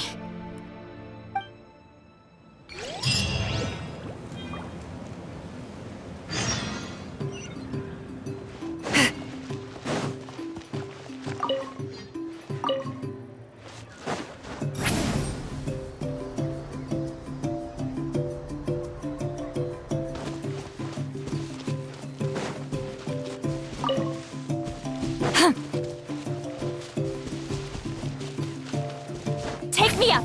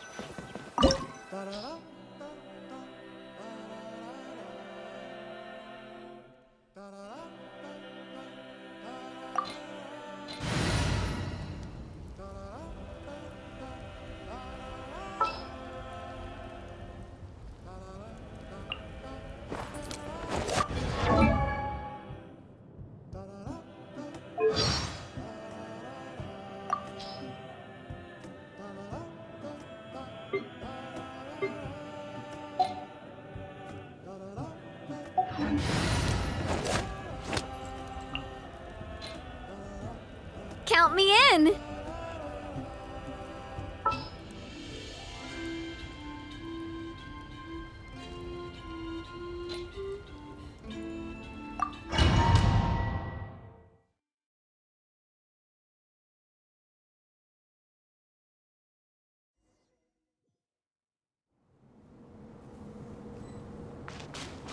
What is this place?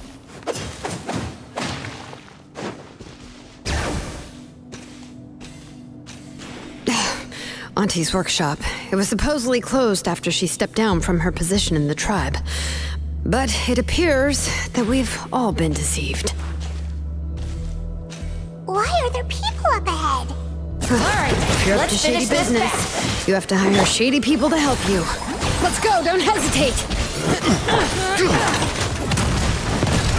Hey there! Coming at you! Quick! Here, get blown away! Forget it.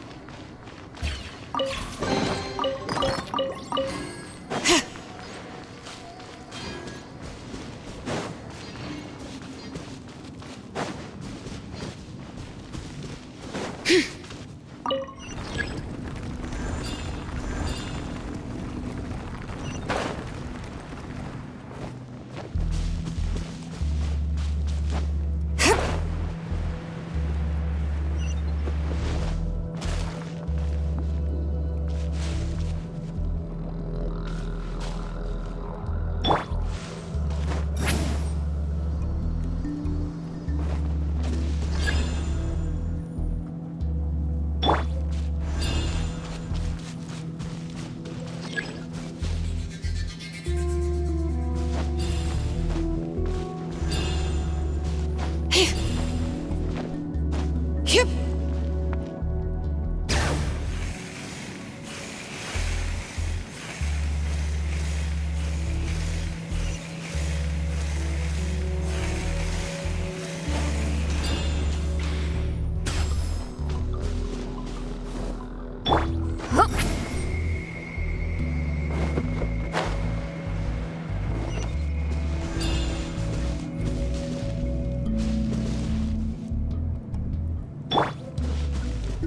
Bring it.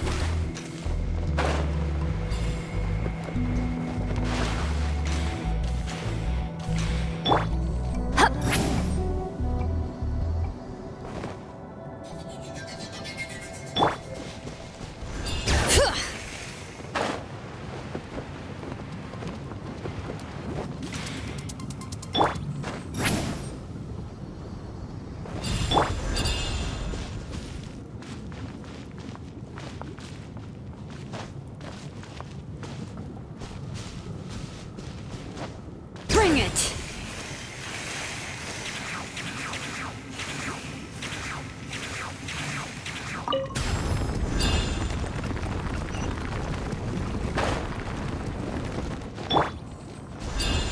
Take me up!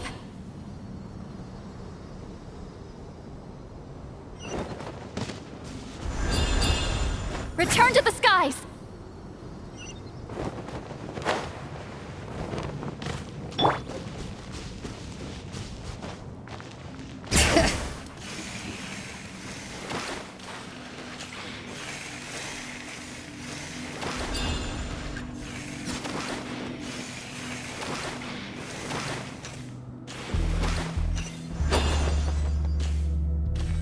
Come on! Show me your courage!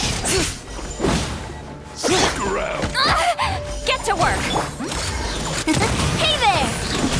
You Haha! Attack! This one's got your name on it! forget it!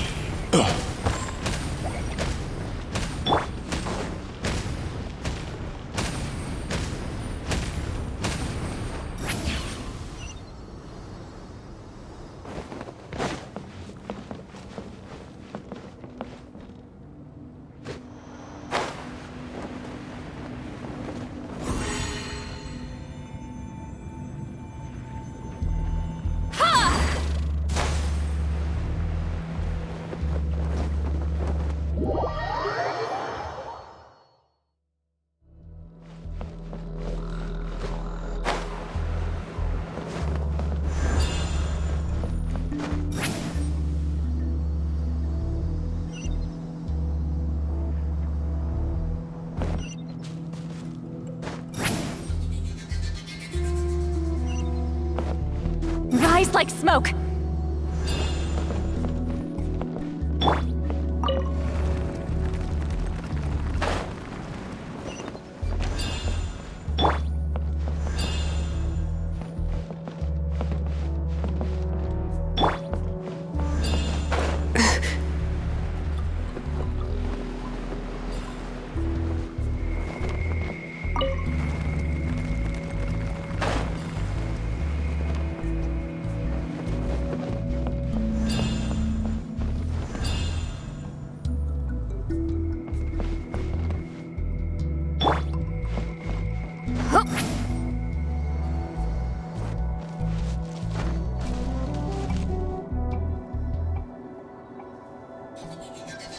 Return to the skies!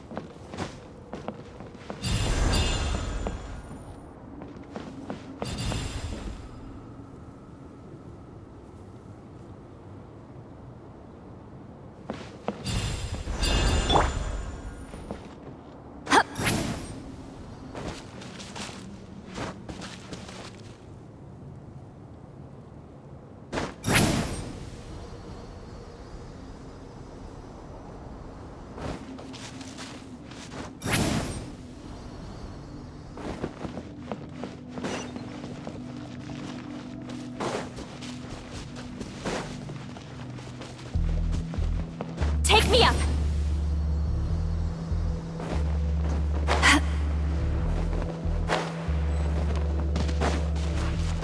Fulfill our pact!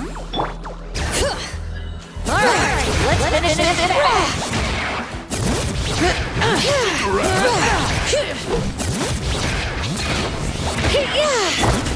Watch out! That was quick.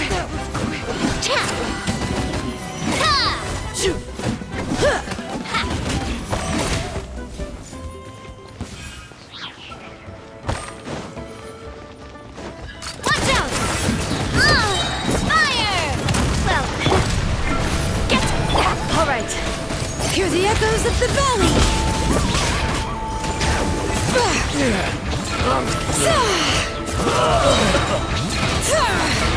Watch out!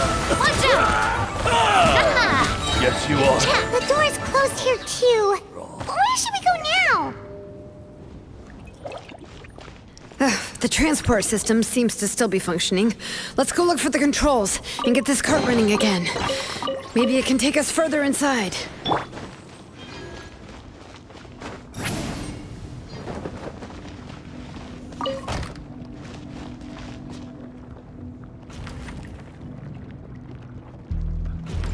All right, let's keep going! Take me up!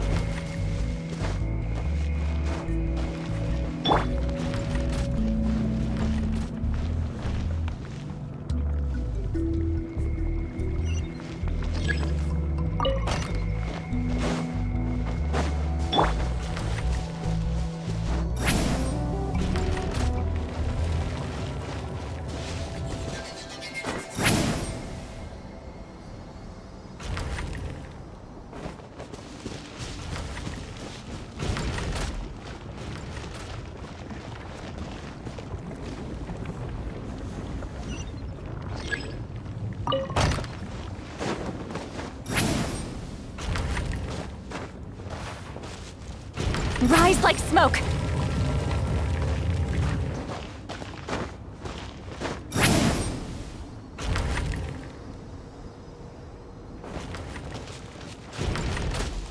Return to the skies!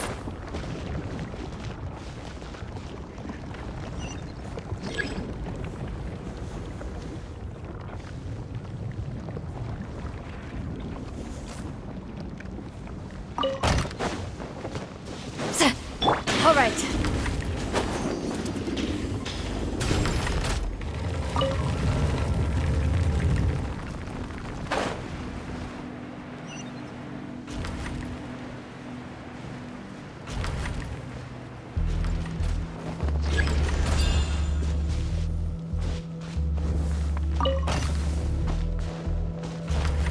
Bring it!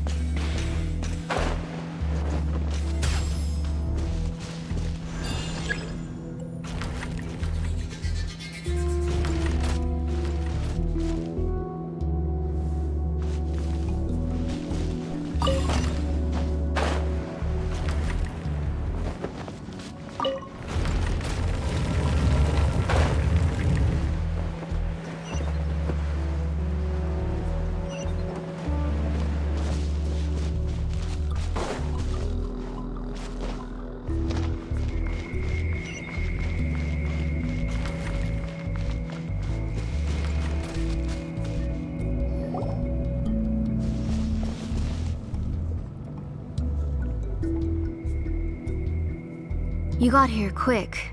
Impressive. Nechka's up there! What are you planning to do to her? I never lied to you. All this time, I've only been trying to save my daughter. Even though she's not my daughter yet. But once everything is over, she will really become my Nechka. What is she saying? Is she not Nechka? So you figured it out. I want to use memories to awaken my Nechka.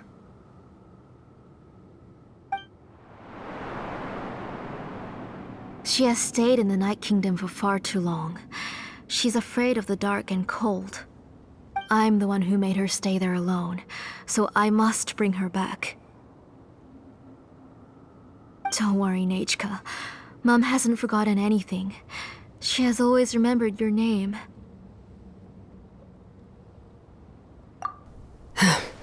I'm afraid so. Then, who's that girl lying up there? She's a child from my tribe. Her parents were killed in the same abyss attack. But wouldn't you know it, her birthday is the same as that of my Nechka. I raised her and took care of her for many years. I thought that taking her in would help me feel better. I was so happy the first time she was willing to call me Mom. But then, I suddenly felt very, very scared. Is she really my child? My child's name is Nechka. It could only be Nechka. How could I be happy? My little Nechka is still waiting for me to get her home. As I said, I only want to bring Nechka back, even if it costs me everything. And now, the time has come for me to pay.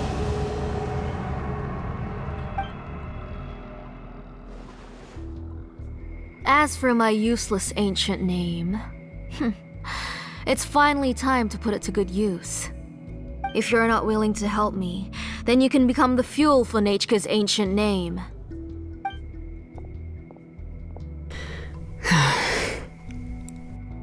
Shilonin, you have yet to make a move. I take it you're examining the inscriptions around you. It's no use. I've already set up the Blaze Gem inscriptions, and the engraving diagram has already begun to run. It's all thanks to your ideas. Now, the central inscription will finally become Nechka's ancient name. After Nechka returns, I'll make sure to invite you to her birthday party. You're not gonna go up there, are you?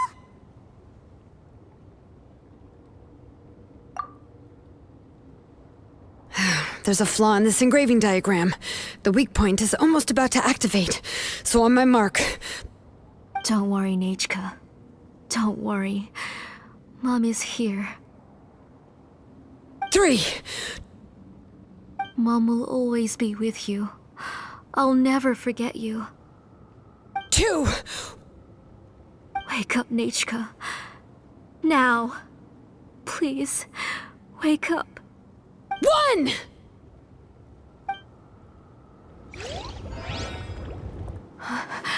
It's alright. It's alright. You'll see Mommy soon. Nechka.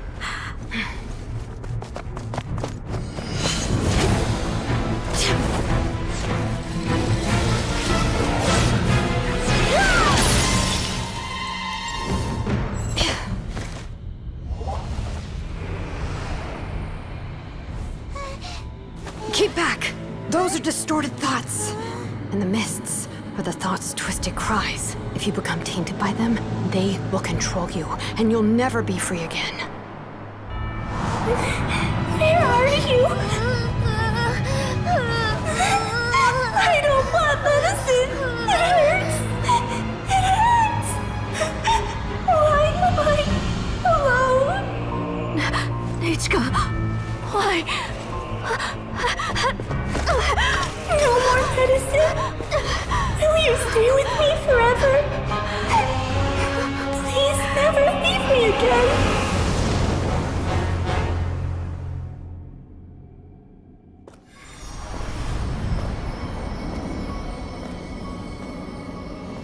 Tlasoli, you're the one who twisted Nechka's name into a shackling prison. It's time for you to hear her true voice. Stone engraved and echoing peaks converge, disperse, in ashes be reborn, for flames born anew, and the blazing dawn. Mommy will be with you. Nechka. Always. And forever. Mommy, I've always been with you. And now you're finally listening to me.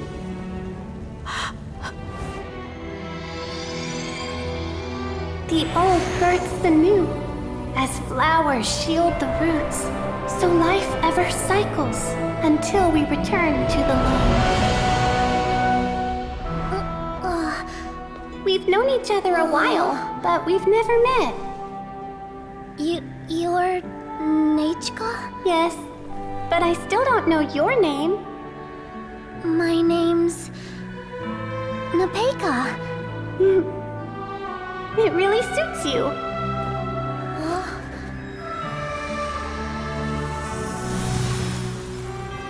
Nepeka,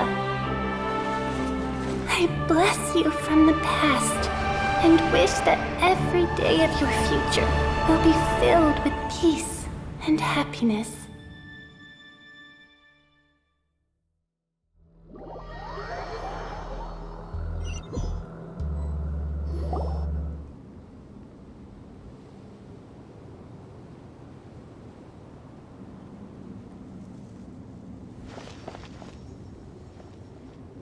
I saw Nechka and was speaking with her, but now, where did she go? Nechka? Nechka? Where are you? Answer, Mommy. Please. Please.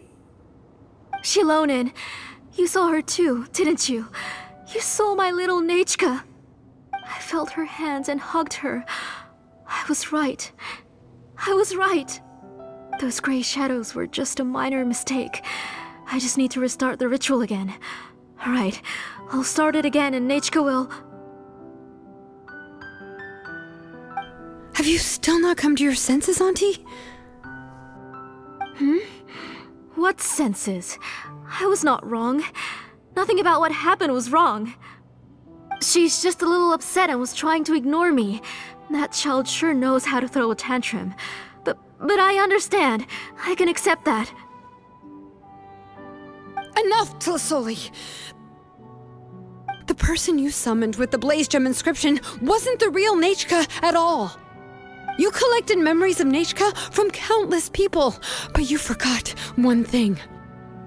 Among what you gathered were not only real memories, but also countless emotions. Didn't you realize what kind of emotions people would feel upon seeing Nechka's condition? When people held a dying child's hand, when they felt her faint breath and saw the helplessness in her eyes, when they sensed her body growing colder and colder, what could they feel but abject pain and sorrow? I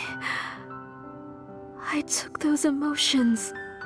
You absorbed those emotions into the Blaze Gem inscriptions and solidified them as a piece of her past. Those gray figures were projections of that past. They could only reproduce the appearance of Nechka in her sickly state. What the real Nechka wished to say was drowned out by those twisted and painful thoughts. I didn't want things to turn out like this. All I wanted was to remember Nechka, to see her again. Nechka has always been with you, Auntie. Everything has long been recorded on your ancient name, the one you said was useless. You exhausted every option and sacrificed everything in the hopes of saving your daughter. That is undeniable. But have you forgotten the true meaning of your own ancient name? My ancient name is Undugu. The immovable love between you and Nechka has already been recorded in your ancient name, but you chose to ignore that. Names are blessings from the past to the future. You told me that, Auntie. You gave Nechka her name, her first blessing. But now, you've turned her name into a prison by taking an innocent child captive, and you've imprisoned yourself. Nechka is everything to me. Without her, I can't see any future for me. And as for blessings... What blessings have I had since the day she passed? I see her in my dreams every day, grasping my hand, telling me she's in pain, asking me to hold her.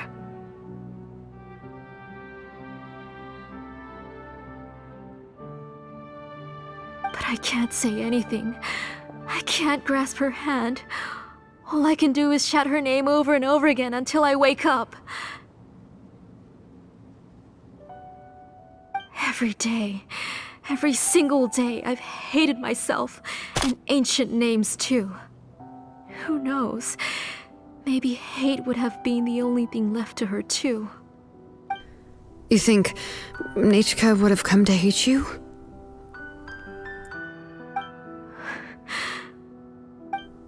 Auntie, do you still remember the last words Nechka ever said to you? Do you remember what her final words really were?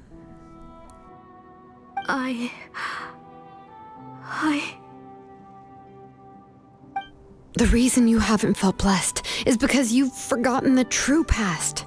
Auntie, you've been wallowing in memories of your imagination and refused to let go of them. A name without a past is nothing but a withered tree with no roots, rotting without a future.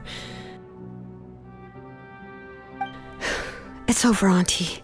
It's all over now.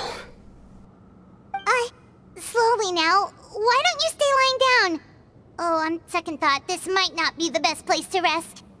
Shilonen, Nechka, Napacha can already stand now, so we made our way over.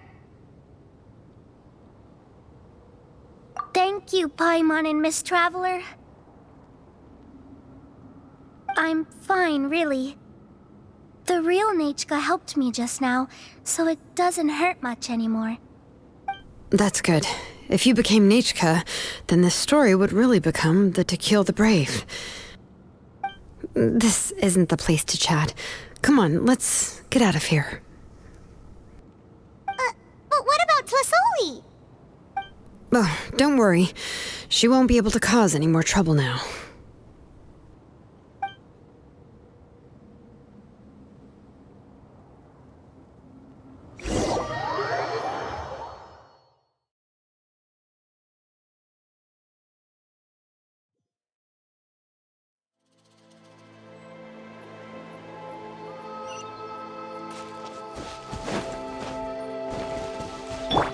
rise like smoke.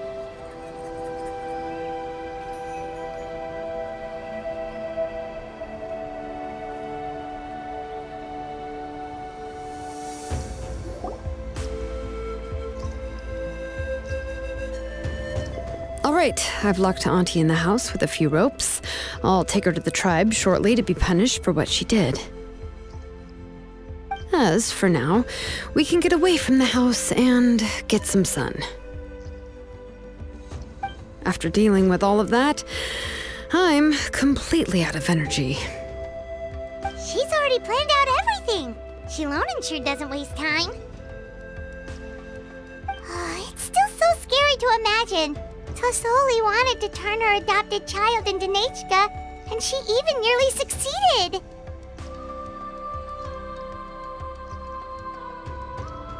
Yeah, she was so cool in the final moments. She went right into action and took control of the situation instantly. Well, it's all thanks to Nepeka's resilience. She never gave up. If it weren't for her bravely trying to get help, then I wouldn't have noticed Auntie's plan so easily. It was thanks to all of you encouraging me. After all, this was already the last idea I could think of. I tried to get the attention of many others who visited before, but they were all either quickly whisked away by Tlasoli or simply refused to believe me. Even if I told them everything, Tlasoli would just blame my illness to cover it up. All she had to do was start to cry, and then the guest would try to comfort her, but completely forget about me. She would inspect all the letters I sent and any gifts I received. And then, if I didn't comply, she would force me to drink some strange medicine. It would put me to sleep for a few days, and it would be hard for me to remember anything. I would see a lot of weird things while I slept, and the walls around me would start talking. I would be so scared every day. If I wasn't able to get your help this time, I might have just given up. You have us now, Nepeka. If anyone dares to hurt you again, the Traveler and Shilonen will send them flying! Yeah. Sorry, I just can't help it. You are already super brave, and you even managed to call Shilonen for help. Oh, you definitely found the right person. Shilonen isn't the kind of person who gets distracted easily by crying. She pays attention when someone's talking and doesn't miss a beat. And it was because of your help that I was able to pick up on the details. Without you, it would have been extremely difficult for her to communicate that she needed help.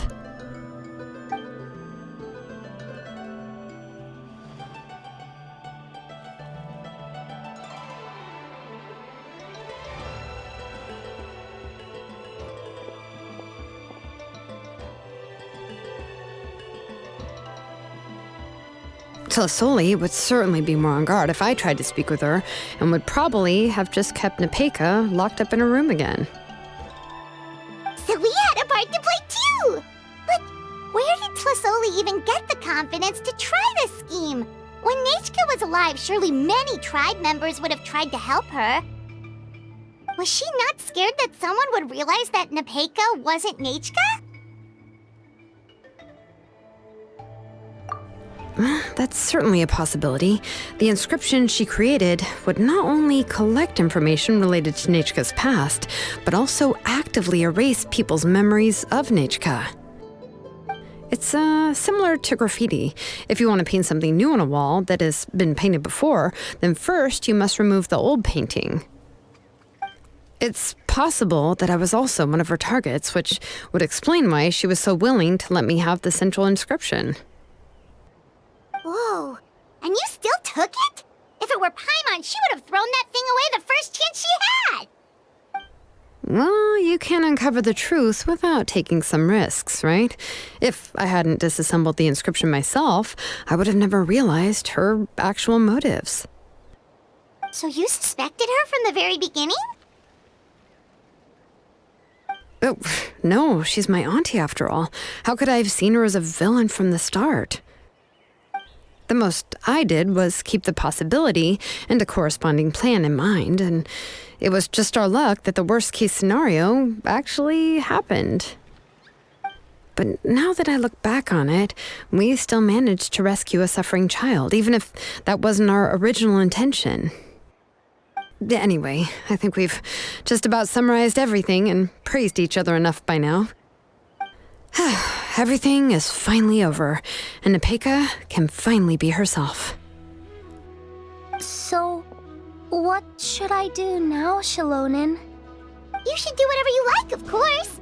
No one's going to lock you up anymore. But I don't know what I can do. Everything I know is about Nechka. What she'd like to eat, which flowers she enjoyed, how she acted and spoke. I'm not her, but I can only be like her. I don't know, Shalonen. I just don't know. Oh, don't worry, Nepeka. The Blaze Gem inscription isn't working anymore. No one will force you to be somebody else again. But I no longer remember anything about myself now besides my name. What if I never remember my life and lose all of my past? I'm scared, Shalonen. What should I do? Oh, don't cry, Nepeka.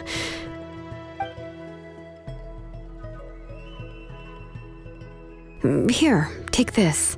I took some ore from Tlasoli's collection and made this as a mold. A Blaze Gem inscription! You can make them too? Oh, of course not. It's just a pretty piece of stone. Take it. I've engraved your name, Nepeka, on the top. This is your first blessing, the one you received from a pair of people who loved you with all their hearts. It has always protected you and stood over you. For all of past, present, and future, it's never strayed far.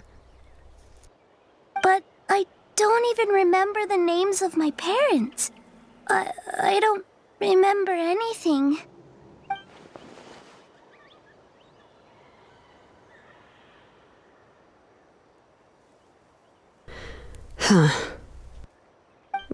I won't make any big promises and say everything will return to normal. I'm not sure what kind of future you will face.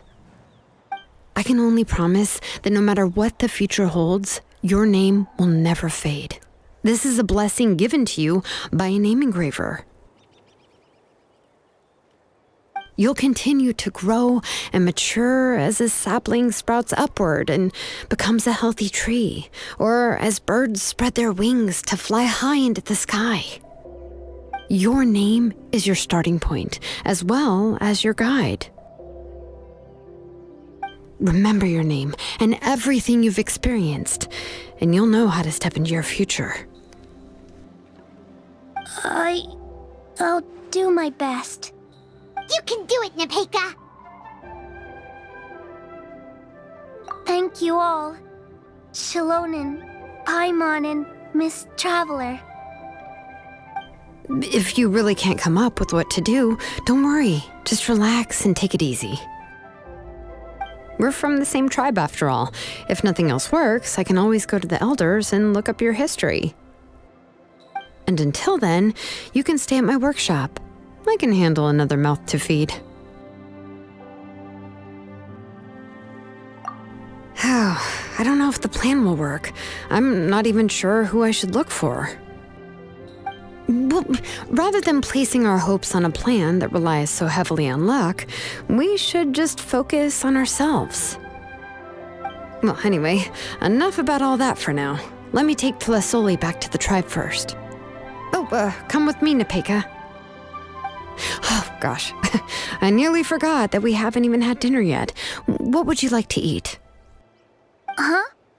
Oh, anything. I'm not picky. Oh, good. Let's go. We have a lot of work to do. We have a very busy future ahead of us. and one more thing. Happy birthday, Nepeka.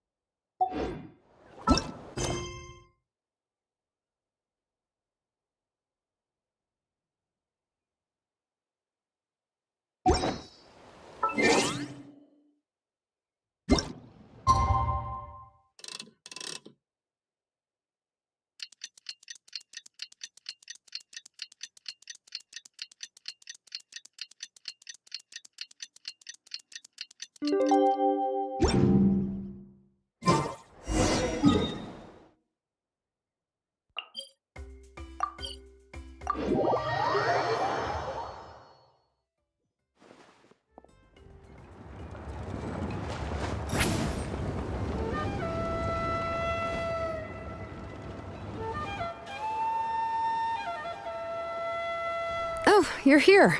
Everything's been taken care of now. I was just about to go have a rest. Well, the tribe is still discussing that. I mean, not many have ever used ancient names to commit a crime.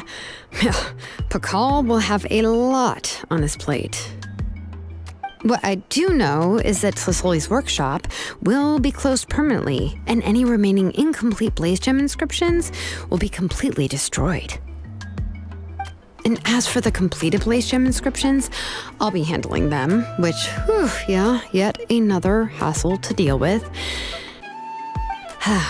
Anyway, at least her ancient name is fine. Otherwise, we'd have a real mess on our hands. Oh, and speaking of ancient names, I actually have some good news. The memories that were absorbed by the blaze gem inscriptions can be restored to their owners. Now, once all the blaze gem inscriptions stop working, the memories will return to their respective owners.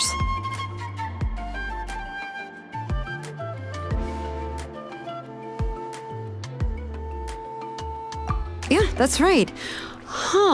Wait, now that I think about it, in her attempt to get Nechka to come back, Auntie made the entire tribe forget about her. Now, Nechka really is gone, but everyone is about to remember her.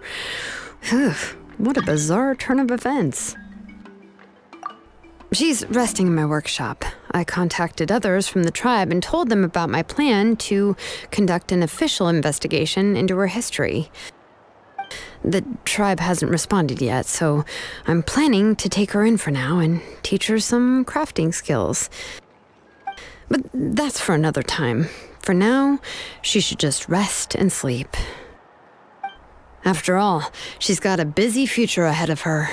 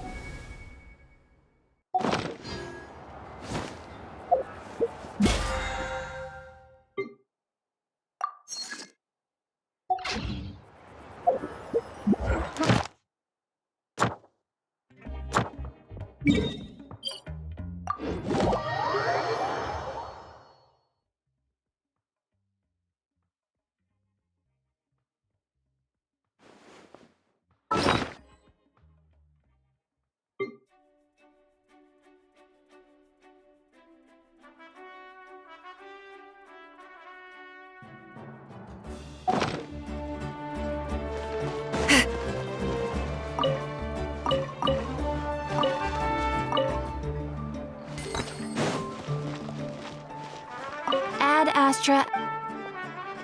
Thank you for completing. Ad Astra.